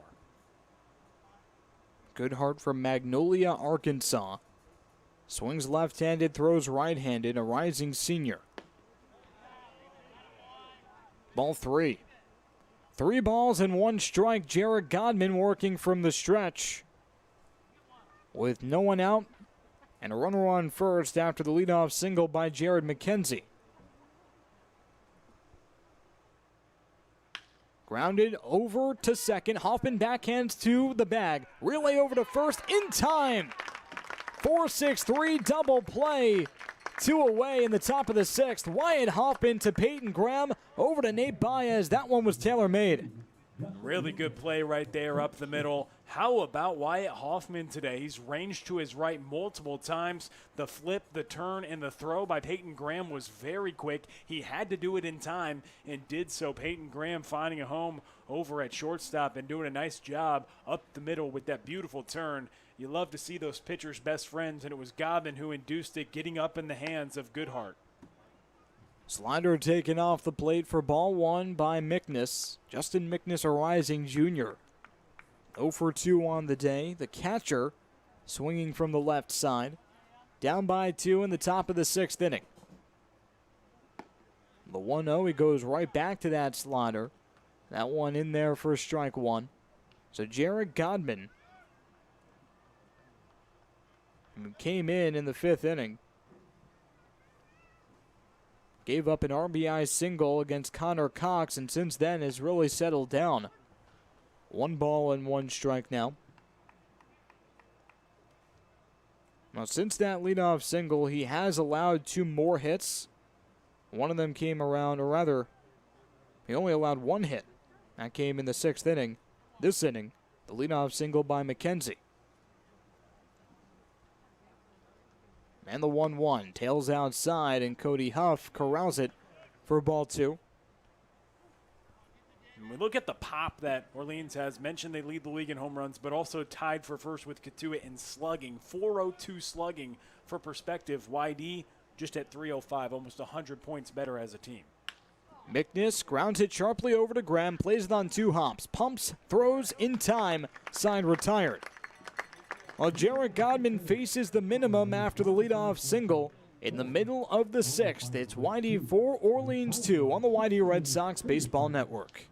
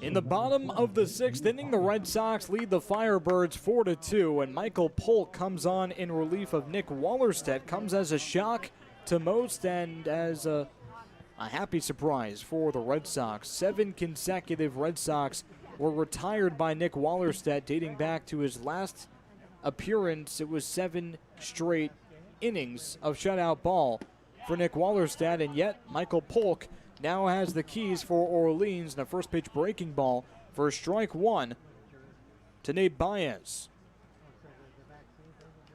And Michael Polk, the righty, deals another swing and a miss. That one by Baez on the breaking ball, 0-2. Man, about Wallerstedt, 8 innings on the season, just 1 earned run, and pretty incredible turnaround. That's how you make a name for yourself. You perform at the highest level in the Cape. That's what he's done so far this summer. Baez waves at the breaking ball in the dirt for strike 3. 3 pitches and 1 out for Michael Polk, bursting on the scene early on in the bottom of the 6th inning. 8 straight retired for YD now.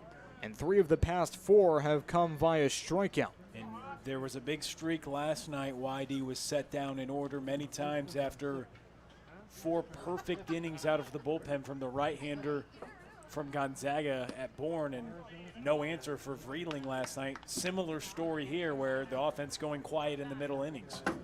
Michael Polk with a 3.85 ERA coming into this game. If he sounds familiar to Red Sox fans, he should. 2/3 of an inning, 1 run. It was earned at Red Wilson Field. That was his lone road appearance going into this game. 1 ball and 1 strike to Wyatt Hoffman after the foul ball. With 1 away and no one on in the bottom of the 6th inning, the Red Sox lead by 2. Wyatt Hoffman had an RBI in the 3rd inning, came via a 4-pitch walk.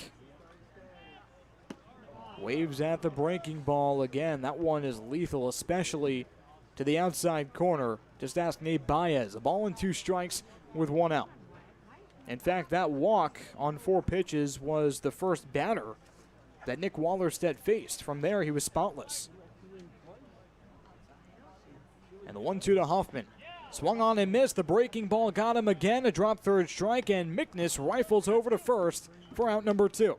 That breaking ball is really good from Polk.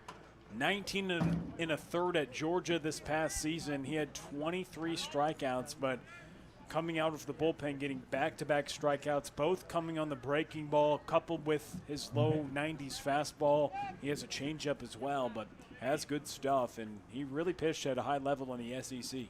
Well, discovered he could pitch at that high level as Briley Knight lines it over to right field, and to make the leaping catch, Chase DeLauder for out number 3. You'll find out a little bit more about Michael Polk and how he discovered his secret talent for baseball and how he could pitch at the next level when he takes the bump again, if he takes the bump again in the 7th inning. But for now, the end of 6, it's 4 for YD and 2 for Orleans on the YD Red Sox Baseball Network.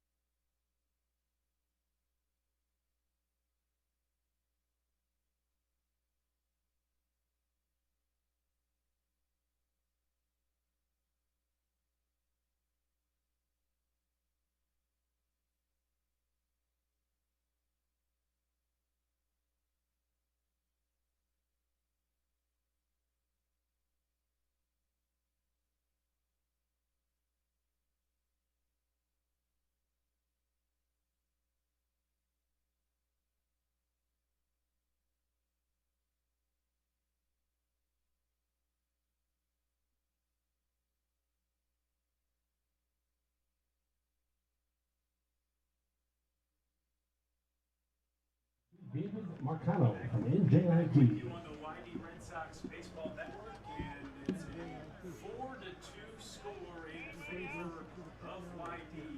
Jarrett Godden on the mound, and his first offering misfires inside. Godman working here, a 4-2 advantage for YD.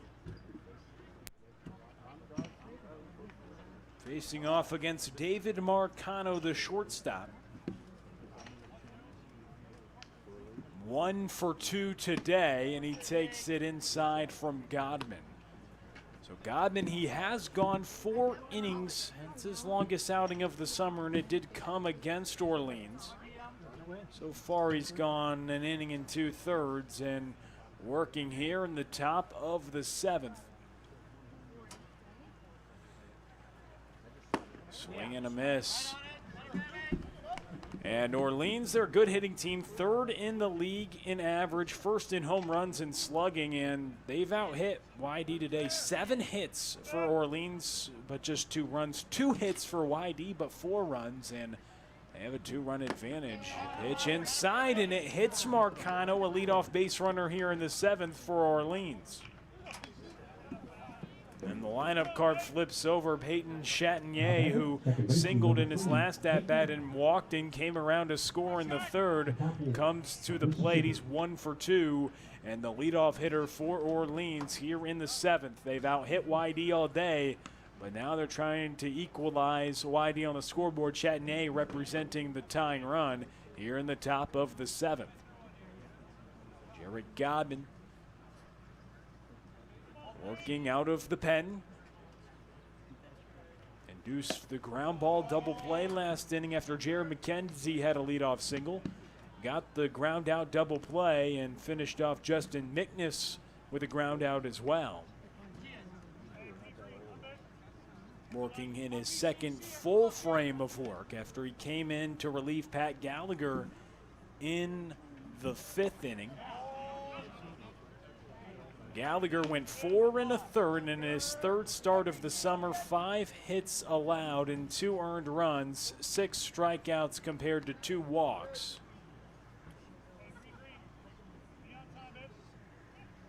Peyton Chatagnier from Ole Miss at the plate. 2 balls and no strikes. The Cypress, Texas native playing second base today for Kelly Nicholson and the Orleans Firebirds. Grounded to the left side, foul.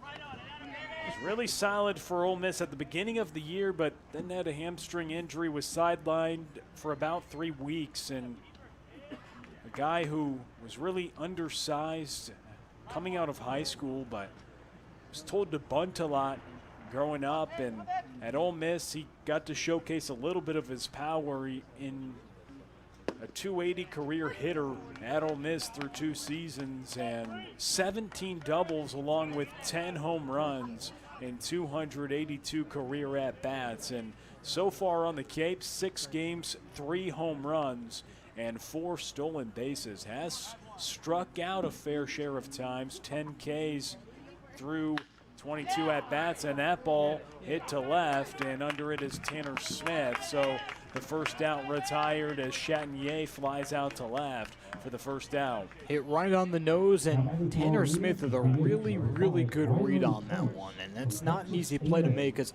it was hit pretty much right at him, so depth perception is going to be a problem, but not for Tanner Smith. Rylan Thomas comes to the plate with 1 out and 1 aboard. Designated hitter for Orleans, the leading hitter in the Cape Cod League. As the pitch misses low from Godman, Rylan Thomas, no stranger to getting on base. And he has 3 times today, 1 via a hit, but then he was cut off the base paths because Cody Huff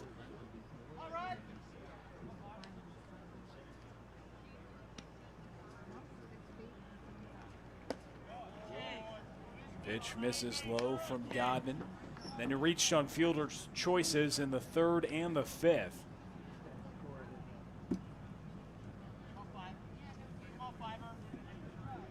Thomas now on a 5-game hit streak. 3 of the past 4 games have been multi-hit performances for Thomas.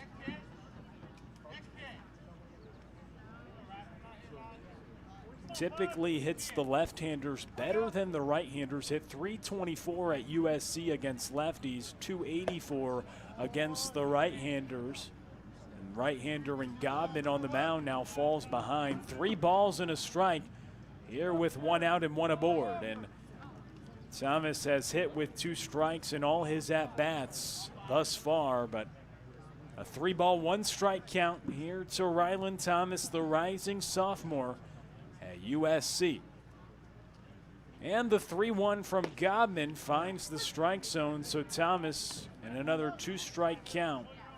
Only struck out 14 times in 186 at-bats this past season. Has a good glove, just made 1 error on the year. 19 strikeouts, 17 walks in his career at USC through 2 seasons. Was one of the best hitters in the shortened COVID campaign and hit 296 this past year. Hits it hard to the shortstop, Peyton Graham. Graham bobbles it, and it's Thomas who is going to reach on the air the 4th time that Thomas is on base. This time coming at the hands of an error by YD shortstop Peyton Graham, and Connor Cox now to the plate with runners on 1st and 2nd and 1 out in the top of the 7th. That's a tailor-made double play ball, and it kind of felt like Peyton Graham knew it and tried to turn it, knowing that Ryland Thomas runs extremely well, and trying to turn it a little too quick for himself.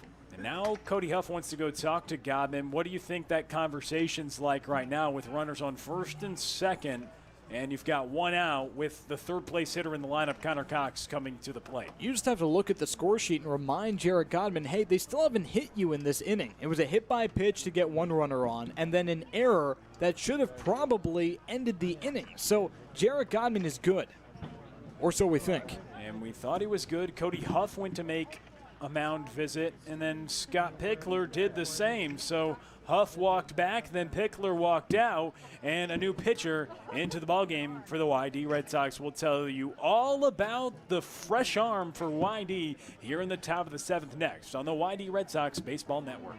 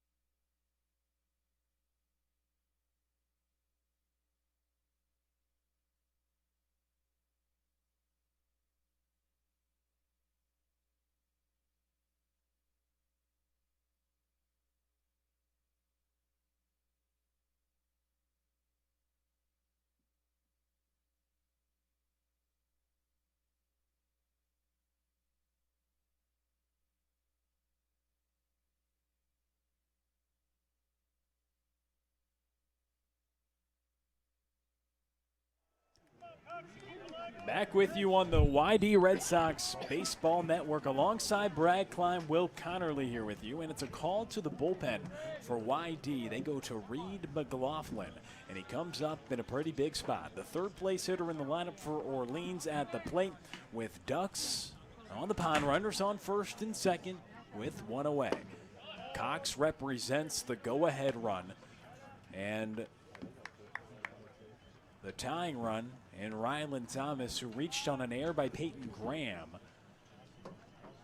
on first base.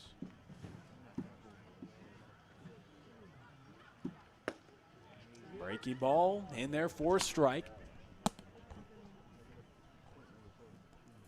So Reed McLaughlin early on getting, in my opinion, a pretty generous call. That's a tough call to make if you're the home plate umpire, Joseph Caracaco, because there's the slider tailing away from the zone.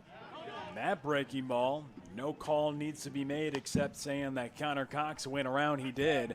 And now McLaughlin in a 1-ball, 2-strike count. The Scottsdale, Arizona native, he's probably been the best reliever for YD so far this season. Don't know if you agree or not, but 4 games, this is his 5th appearance and has yet to surrender a run. The 1-2. Breaking ball hit towards center field. Under it is Briley Knight back to make the play, and it's going to be Marcano who advances over to third. The throw was good, but not in time, and if Briley Knight can't get there, one of the better arms in the outfield for YD. Not many can, but a close bang-bang play. Marcano into third, runners on the corners, and now 2 outs here in the top of the 7th. But that's a really good play by Peyton Graham, acknowledging even with Briley Knight in center field, who, like you said, has the best arm on the team, or at least one of them, I have to cut this ball off, and I can improve this relay to get it over quicker, especially a shortstop who just made an error, might be a little tentative. Peyton Graham was not. Yeah, it's a crucial part of it, and Briley Knight getting subbed in for his defense has a great arm. I mean, used to be a really good catcher, and that's where he probably gets that pop and that cannon from.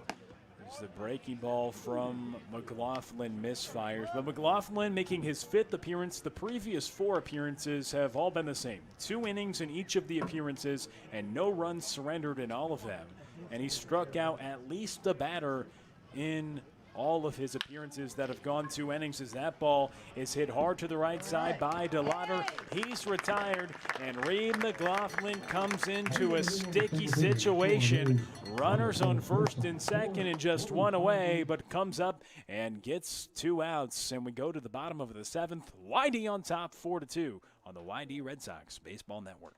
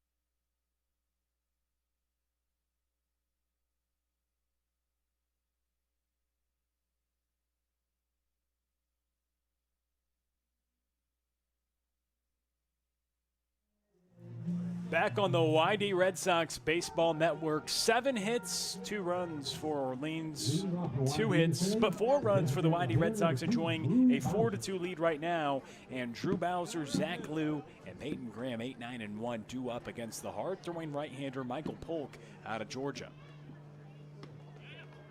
And his breaking ball is called a strike, and the fans at Red Wilson Field, they had a few oohs and ahs right there. Joseph Carico, a little bigger zone here in the bottom of the 7th, but nothing in 1 to count. That breaking ball, Bowser does swing and finds himself in a 0-2 hole.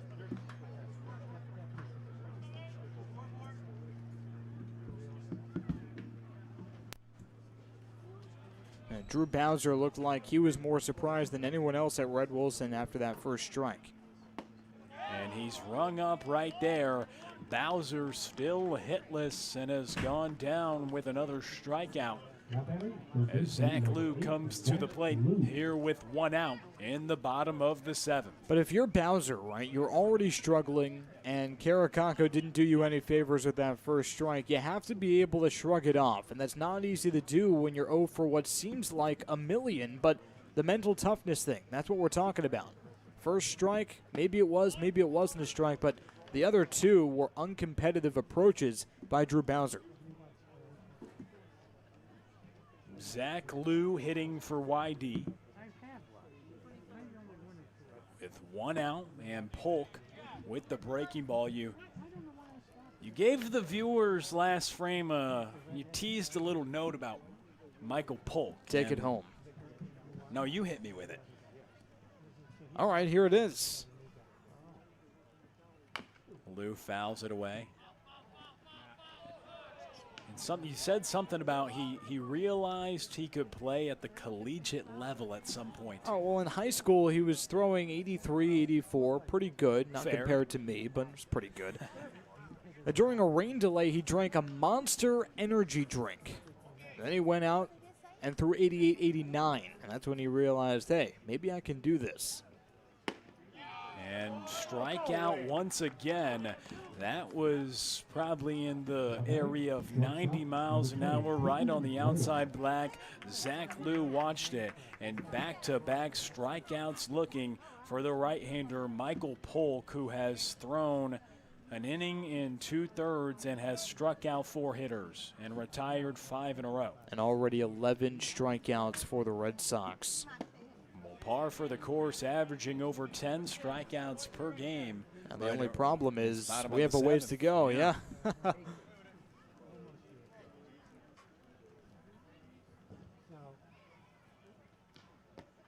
Breaking ball that misses low.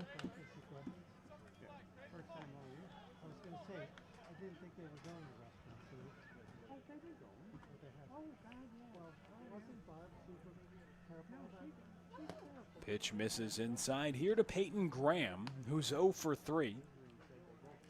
Did score a run, reached on a drop 3rd strike. The last 2 times he's reached base has been via a drop 3rd strike.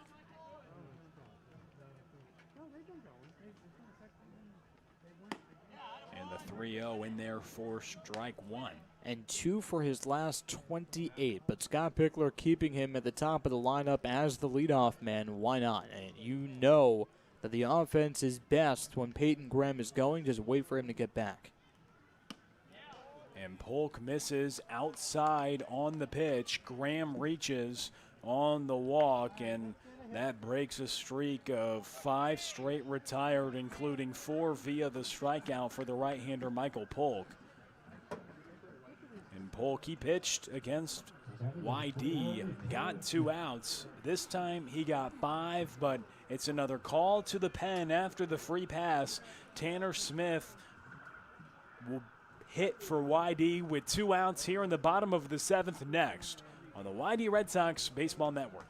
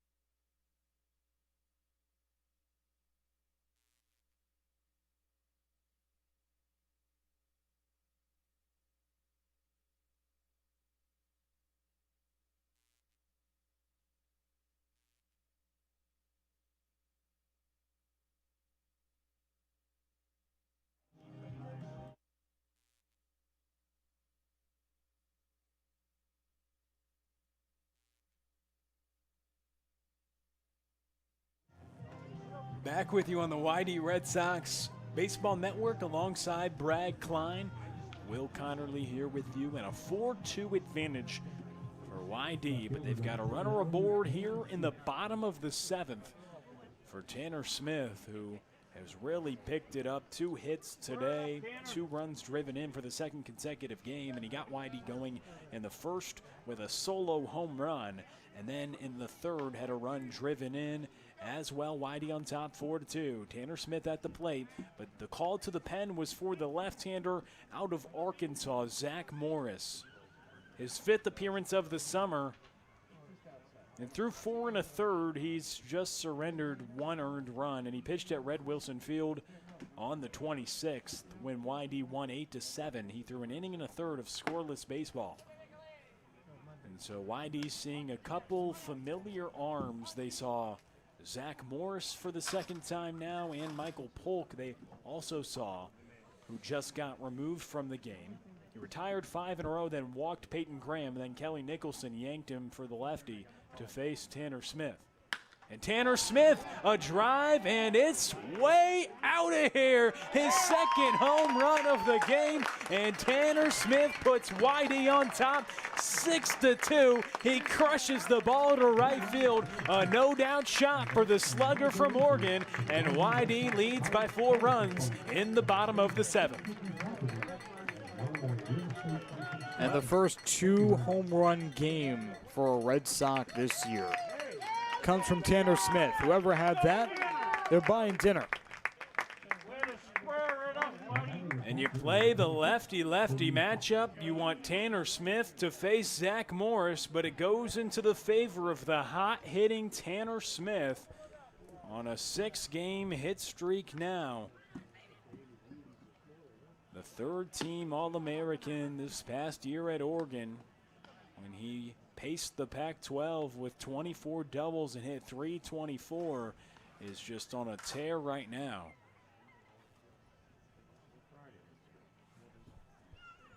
And Cody Huff now to the plate and takes a fastball on the outside corner for strike 2 here with 2 outs. So Tanner Smith with a home run in the 1st and the 7th.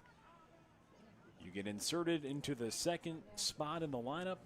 He's produced a 3-hit day and 3 RBI day for the Oregon outfielder. Breaking ball is tight, gets Cody Huff. So Zach Morris, the lefty, comes out of the bullpen. He faces Tanner Smith, and he launches the ball deep to right field for a home run, and then strikes out Cody Huff. But YD gets a couple runs here in the 7th. 2 runs on the big fly from Tanner Smith. Nobody left, and YD leads 6-2 after 7 on the YD Red Sox Baseball Network.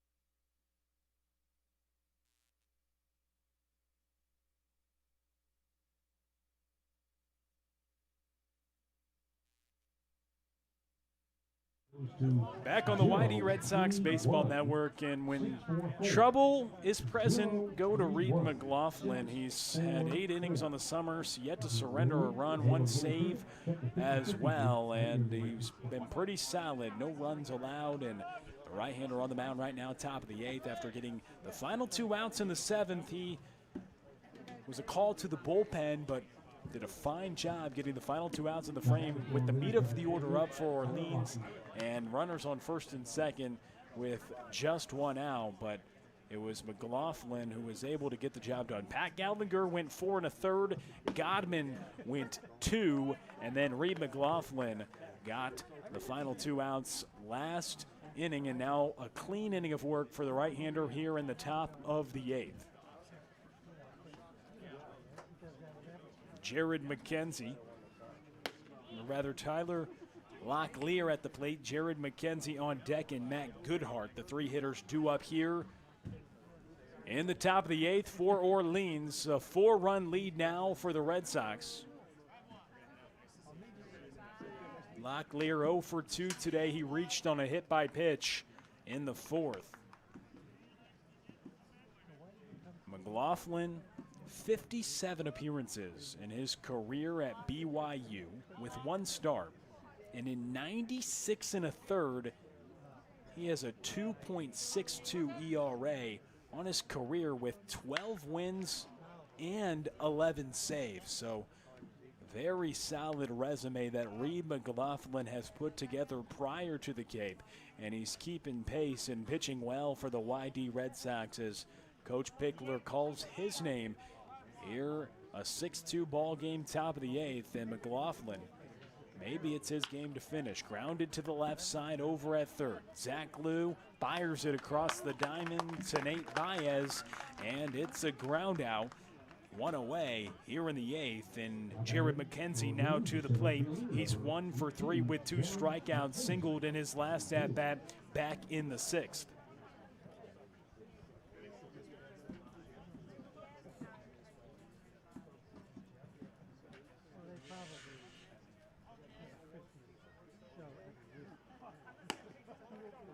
First offering misses outside to Jared McKenzie.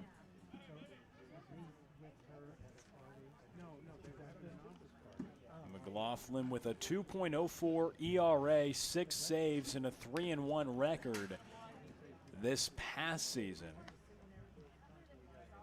Was really solid in terms of limiting runs. ERA around 2, a solid back-end reliever at BYU, and he's developed a role in the back end of YD's bullpen as well. YD, last time they lost at home was a blowout loss, 16-5 to Katuitt, but they haven't lost in their last 5 games at home and have just lost once at home all season long with a record of 4-1-3. And leading 6-2 right now in the top of the 8th as the ball fouled back to the screen by Jared McKenzie. By the way, some news for the Cape League. They produced the #1 overall pick, Henry Davis, catcher to the Pirates, former Born Brave in 2019. Fouled back, and the Cape League has produced a lot of first-round picks and #1 overall picks over the years, and no stranger this year as well. And with the draft looming around, and he's not going to be the only guy who played on the Cape or who is currently playing on Cape that is going to be selected at a high level with 20 rounds in the draft this year. Grounded to short, Peyton Graham over to Baez at first, and there's 2 away.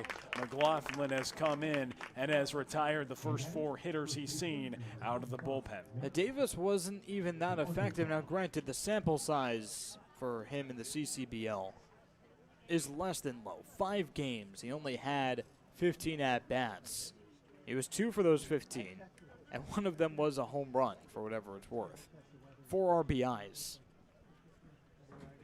And the future stars, the future major leaguers playing in this league, you go back and look at some of their Cape numbers, and you say they didn't even have a ton of success on the Cape.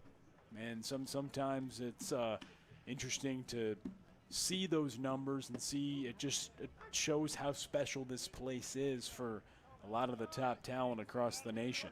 Chris Bryant hitting the 220s, and I was telling Chase Luttrell about that the other day, and I'd be lying if he said he didn't perk up a little bit and say, oh, He hit just 220. I'm hitting like 270. I have a chance. A 1 ball and 2 strikes, Reed McLaughlin. Here to Matt Goodhart, but yeah, he comparing himself to a guy who's had success at the major league level. Success, he's an MVP. MVP and a World Series champion. But many first-rounders have been picked over the years. 303 Cape Cod alumni were selected in the 2019 draft. As that ball is sprayed to the left side, it's down. Extra bases in store for Matt Goodhart, his second hit of the day, as he has a stand-up 2-out double here in the top of the 8th.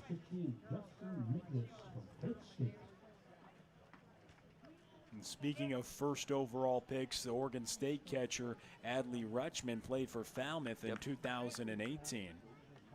And a few picks later, Andrew Vaughn, the 3rd overall pick, J.J. Blade, the 4th overall pick. They had 4 top 10 picks just in the 2019 draft in terms of Cape Cod League alumni. And keeping the pace, continuing the trend in this year's 2021 draft. The place to be for the future pro players as the right-hander McLaughlin throws a strike on the first pitch to Justin Mickness.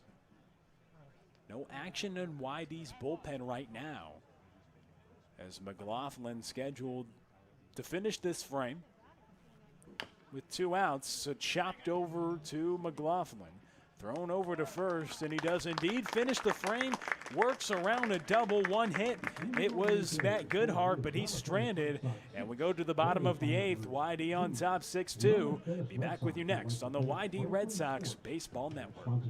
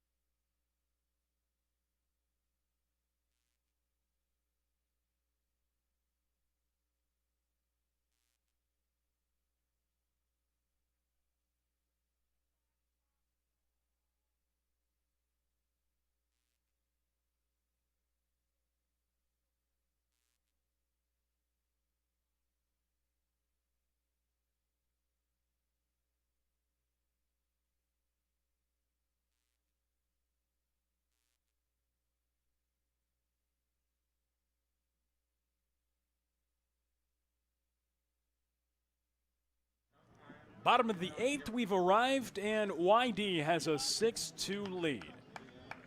Up by 4 runs despite being out hit 8-3. They've got it done, and the big reason why was the bottom of the 3rd. They scored 3 runs on just 1 hit. They took advantage of the free passes.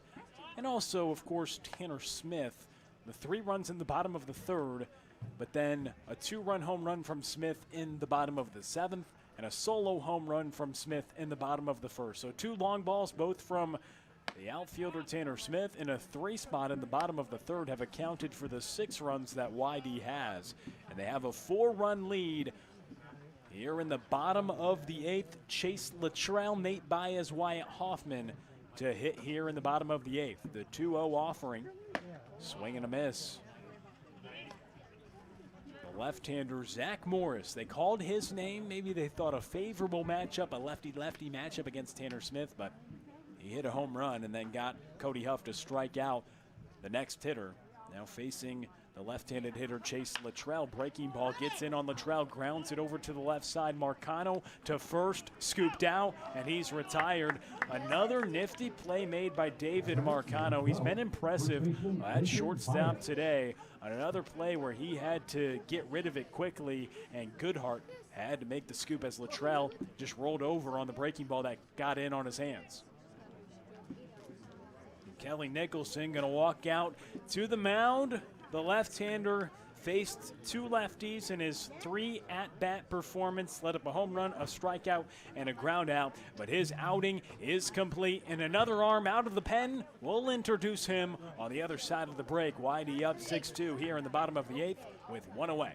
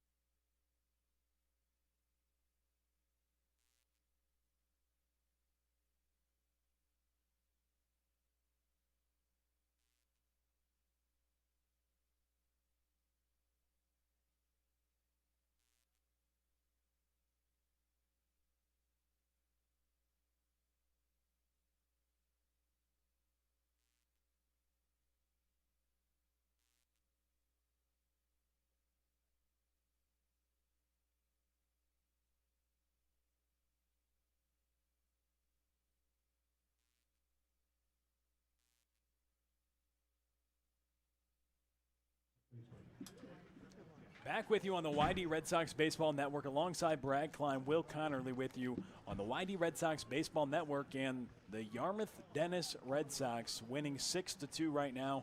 They have 3 hits today, but 2 of which have come via home runs from Tanner Smith, which have produced 3 runs driven in, and then the other 3 runs came in the bottom of the 3rd. But Tanner Smith, have a day, why don't you? 3 hits, and he's really just been on a tear lately as Baez over to third base. Locklear lays out, throws it across, but the throw makes Goodhart move up the first base line, and it's Nate Baez who gets aboard with 1 away. And the bottom of the 8th, an infield single for Nate Baez and the 4th hit of the day for the YD Red Sox. 3 hits have come from Tanner Smith, and now someone not named Tanner Smith has a base hit for the YD Red Sox.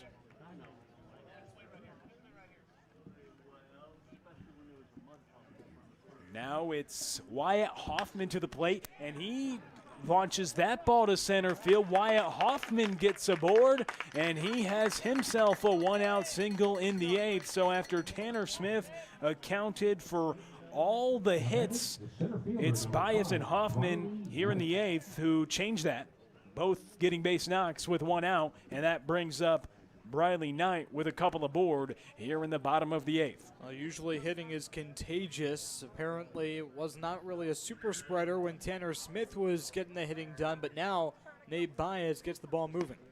Swing and a miss on the first offering to Briley Knight. 0-1 the count. The new arm on the mound, Jeff Pramel from Southern New Hampshire University, a Division II school, making his 3rd appearance of the summer. Through 3 innings tossed so far, though, has an 18 ERA, has surrendered 6 runs through 3 innings, making his 3rd appearance, but his first appearance here in the month of July. He had appearance on the 24th against Catuit and the 29th at Wareham.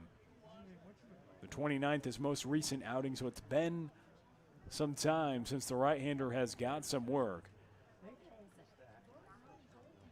And he lets up 2 singles on the first 2 batters he sees, and now he gets Briley Knight as he swings through the 0-2 pitch and walks back to the dugout, a strikeout victim, and that brings up Andrew Compton. So Drew Compton is hitting for Drew Bowser. Bowser was 0 for 3 with 3 strikeouts and is yet to get a hit for the YD Red Sox. And Scott Pickler is going to call up a pinch hitter, and that's going to be Drew Compton. It's the right move, not just because Bowser is struggling, 0 for 3 strikeouts, but Compton's also a lefty, so it's nothing against Bowser per se, but Andrew Compton is just the right move here for Scott Pickler. I should say switch hitter swinging from the left side. But he's better from the left side as well. Yeah. Much better. And Chase Luttrell grounded out to start this frame. Then it was a call to the bullpen for Kelly Nicholson. So he took out Morris after Morris just recorded 2 outs. He faced 3 hitters, one of which was a home run from Tanner Smith. And then it was Pramel, and the first 2 hitters he saw, Nate Baez and Wyatt Hoffman, both got singles. He responds to get the strikeout from Briley Knight. And now there's 2 runners on, 2 outs here in the bottom of the 8th. Jeff Pramel, a rising redshirt senior. He struck out 14 batters in the opening game of the Division II Regional in his only complete game of the year. And he was a big part of the staff that led the team to the Division II World Series. The 1-1. Pitch misses low. Had 9 games started, a 70 2/3 innings pitched, with a 3.82 ERA in this past spring, leading the team in strikeouts with 6 games that he finished as well as that ball is fouled away to the left side. Had 10.7 strikeouts per 9 with 84 Ks through 70 2/3 tossed at Southern New Hampshire University. Working here in the bottom of the 8th, pinch hitter Drew Compton at the plate after Bowser struck out in his first 3 at-bats. The pitch misses low, and Tanner Smith, player of the game as of now, of course, and there really was no question, accounted for all the hits and had RBIs on all his hits as well, with the home run in the 1st and the 7th, and then a run driven in on an RBI single in the 3rd as well. And Compton strikes out as Pramel strands a couple runners. He got to a board off 2 hits, but worked himself in and then out of trouble with 2 hits surrendered, but then back-to-back strikeouts as well to end the 8th. To the 9th we go. Whitey will try to close it out next on the YD Red Sox Baseball Network.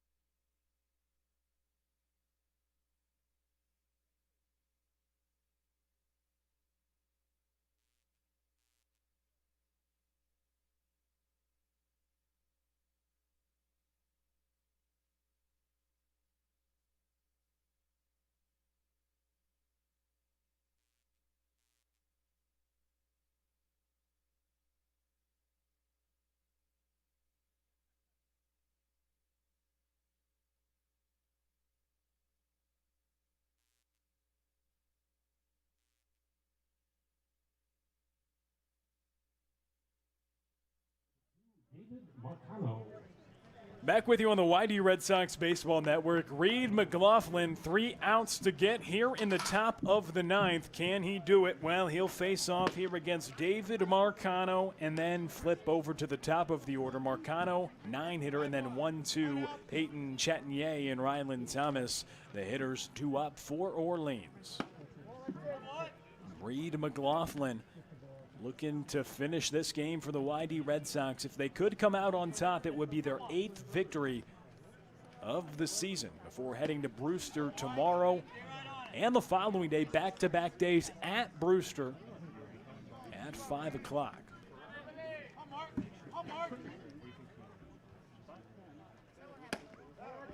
Pitch misses inside, and of course, you know how good and how much power Orleans has. Trailing by 4 runs, but they can score in a hurry. 8 hits today, but 2 runs. They're out hitting YD 8-5, and a leadoff base runner for the dangerous top of the order for Orleans. And just like that, things getting a little interesting now with 1 runner aboard here in the top of the 9th as the darkness has now come into a little bit of a factor here. But Reed McLaughlin just trying to get the final 3 outs, and he faces off against the leadoff hitter Peyton Chatinier, who's 1 for 3 today with a single, a walk, and a run scored. A leadoff walk is the only thing you can't do if you're Reed McLaughlin there. For, like you mentioned, a very dangerous top of the order. McLaughlin threw 2 shutout innings against Orleans on the 27th. Before this outing, had 4 2-inning performances with no runs surrendered in any of the outings. Has yet to surrender a run this season, and trying to continue that trend and give YD a victory. As Chatinier swings through the breaking pitch, a ball and a strike, nobody out, with Marcano on first. Pitch misses low. Important games all around the Cape Cod League, of course, with how tight the East Division is. Brewster, YD, Orleans, and Harwich all just separated the first 4 spots by 2 points. The ball's fouled back. As Brewster did top Harwich today. In 8 innings, it was a 4-0 win for Brewster at home. And they'll be at home the following 2 days hosting the Yarmouth Dennis Red Sox.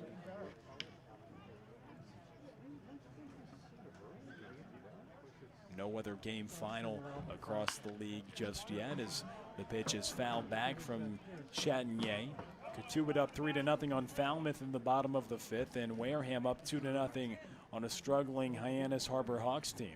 Chatham up 4-1 on Bourne in the bottom of the 2nd. So Brewster with 20 points now.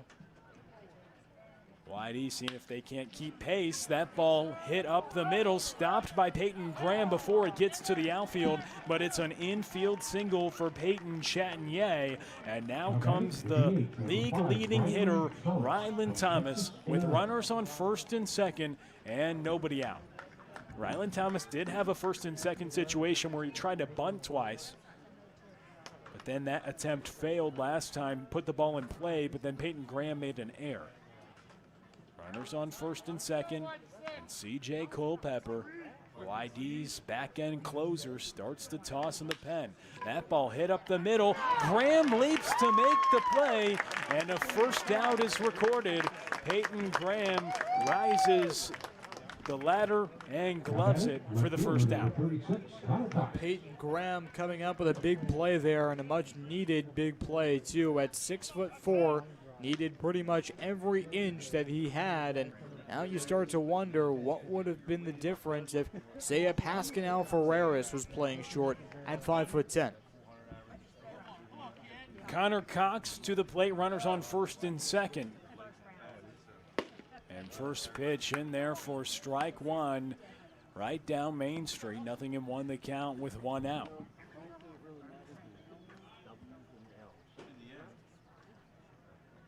The tying run is on deck. Here Orleans threatening The ball's grounded to the left side. Zach Luke comes up on it, but then bobbles it, stays with it, but then has to eat it. So bases loaded, 1 out, and now that tying run comes up to the plate. And if you talk about tying runs and someone who could leave the yard inside the game, it's Chase DeLauder. He leads the league in home runs after Zach Luke committed an error over at third. They ruled that a hit. Excuse me. Thought it was an error committed by Zach Luke after you he thought came it was up an and error bobbled it. because it was an error.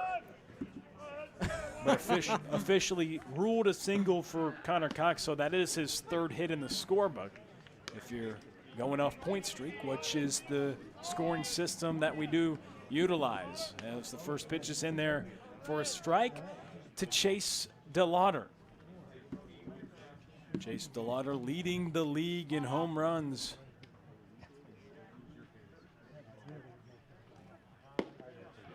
If he should hit a home run here, it would tie the game. DeLauder is 0 for 4. Coming into this game, 13 runs driven in, 6 home runs, and 17 for 47, a .361 average, but he's been held quiet today as the cleanup hitter is at the plate. Here in the top of the 9th with the bases loaded. And C.J. Culpepper, with every pitch that Reed McLaughlin throws, he's throwing a few down in the pen as well. When do they call his name? Nothing into the count, the pitch. Misses outside. Cody Huff down to third, and it hits off the base runner, Marcano. He's back in time, but Marcano, luckily it hit him. He had to get dirty. If it didn't, Marcano likely would have came around to score. Not that that run means a ton, but it stays on the infield. With the ball in 2 strikes, Cody Huff with a quick pop over to Zach Luke. And I think that's why Cody Huff felt that he could gamble there, because the run really doesn't mean anything, and he's just trying to steal it out for a pitcher who could really use it. A ball and 2 strikes with the bases loaded to DeLauder. DeLauder hammers it over to Wyatt Hoffman, over to second, over to first. A game-inning double play as Wyatt Hoffman starts the 4-6-3, and the YD Red Sox win 6-2. They improve to 8-5-4 on the season and keep pace at the top of the East Division with Brewster, who they'll collide with tomorrow for 2 games, as Reed McLaughlin was good out of the bullpen, and Tanner Smith had 2 home runs and 3 hits along with 4 RBIs, and YD wins 6-2 over Orleans. They're now 2-0-1 against the Firebirds on the season. And that's a big deal. The head-to-head's really going to come into effect in this really, really tight East later on. Orleans and YD have proven that they're very equal, and the Red Sox did a very good job picking up Pat Gallagher, who really didn't have his stuff today. The offense got a run in the first. The offense got 3 runs in the third. And you can make the argument that it really wasn't the offense. It was Orleans. Plenty of free passes, walks that walked with Wyatt Hoffman with the bases loaded. But the Red Sox will take it any way they can get it. You really can't talk about this game without talking about Tanner Smith. This, you could talk about, the 6-game hit streak. This is really where Tanner Smith broke through.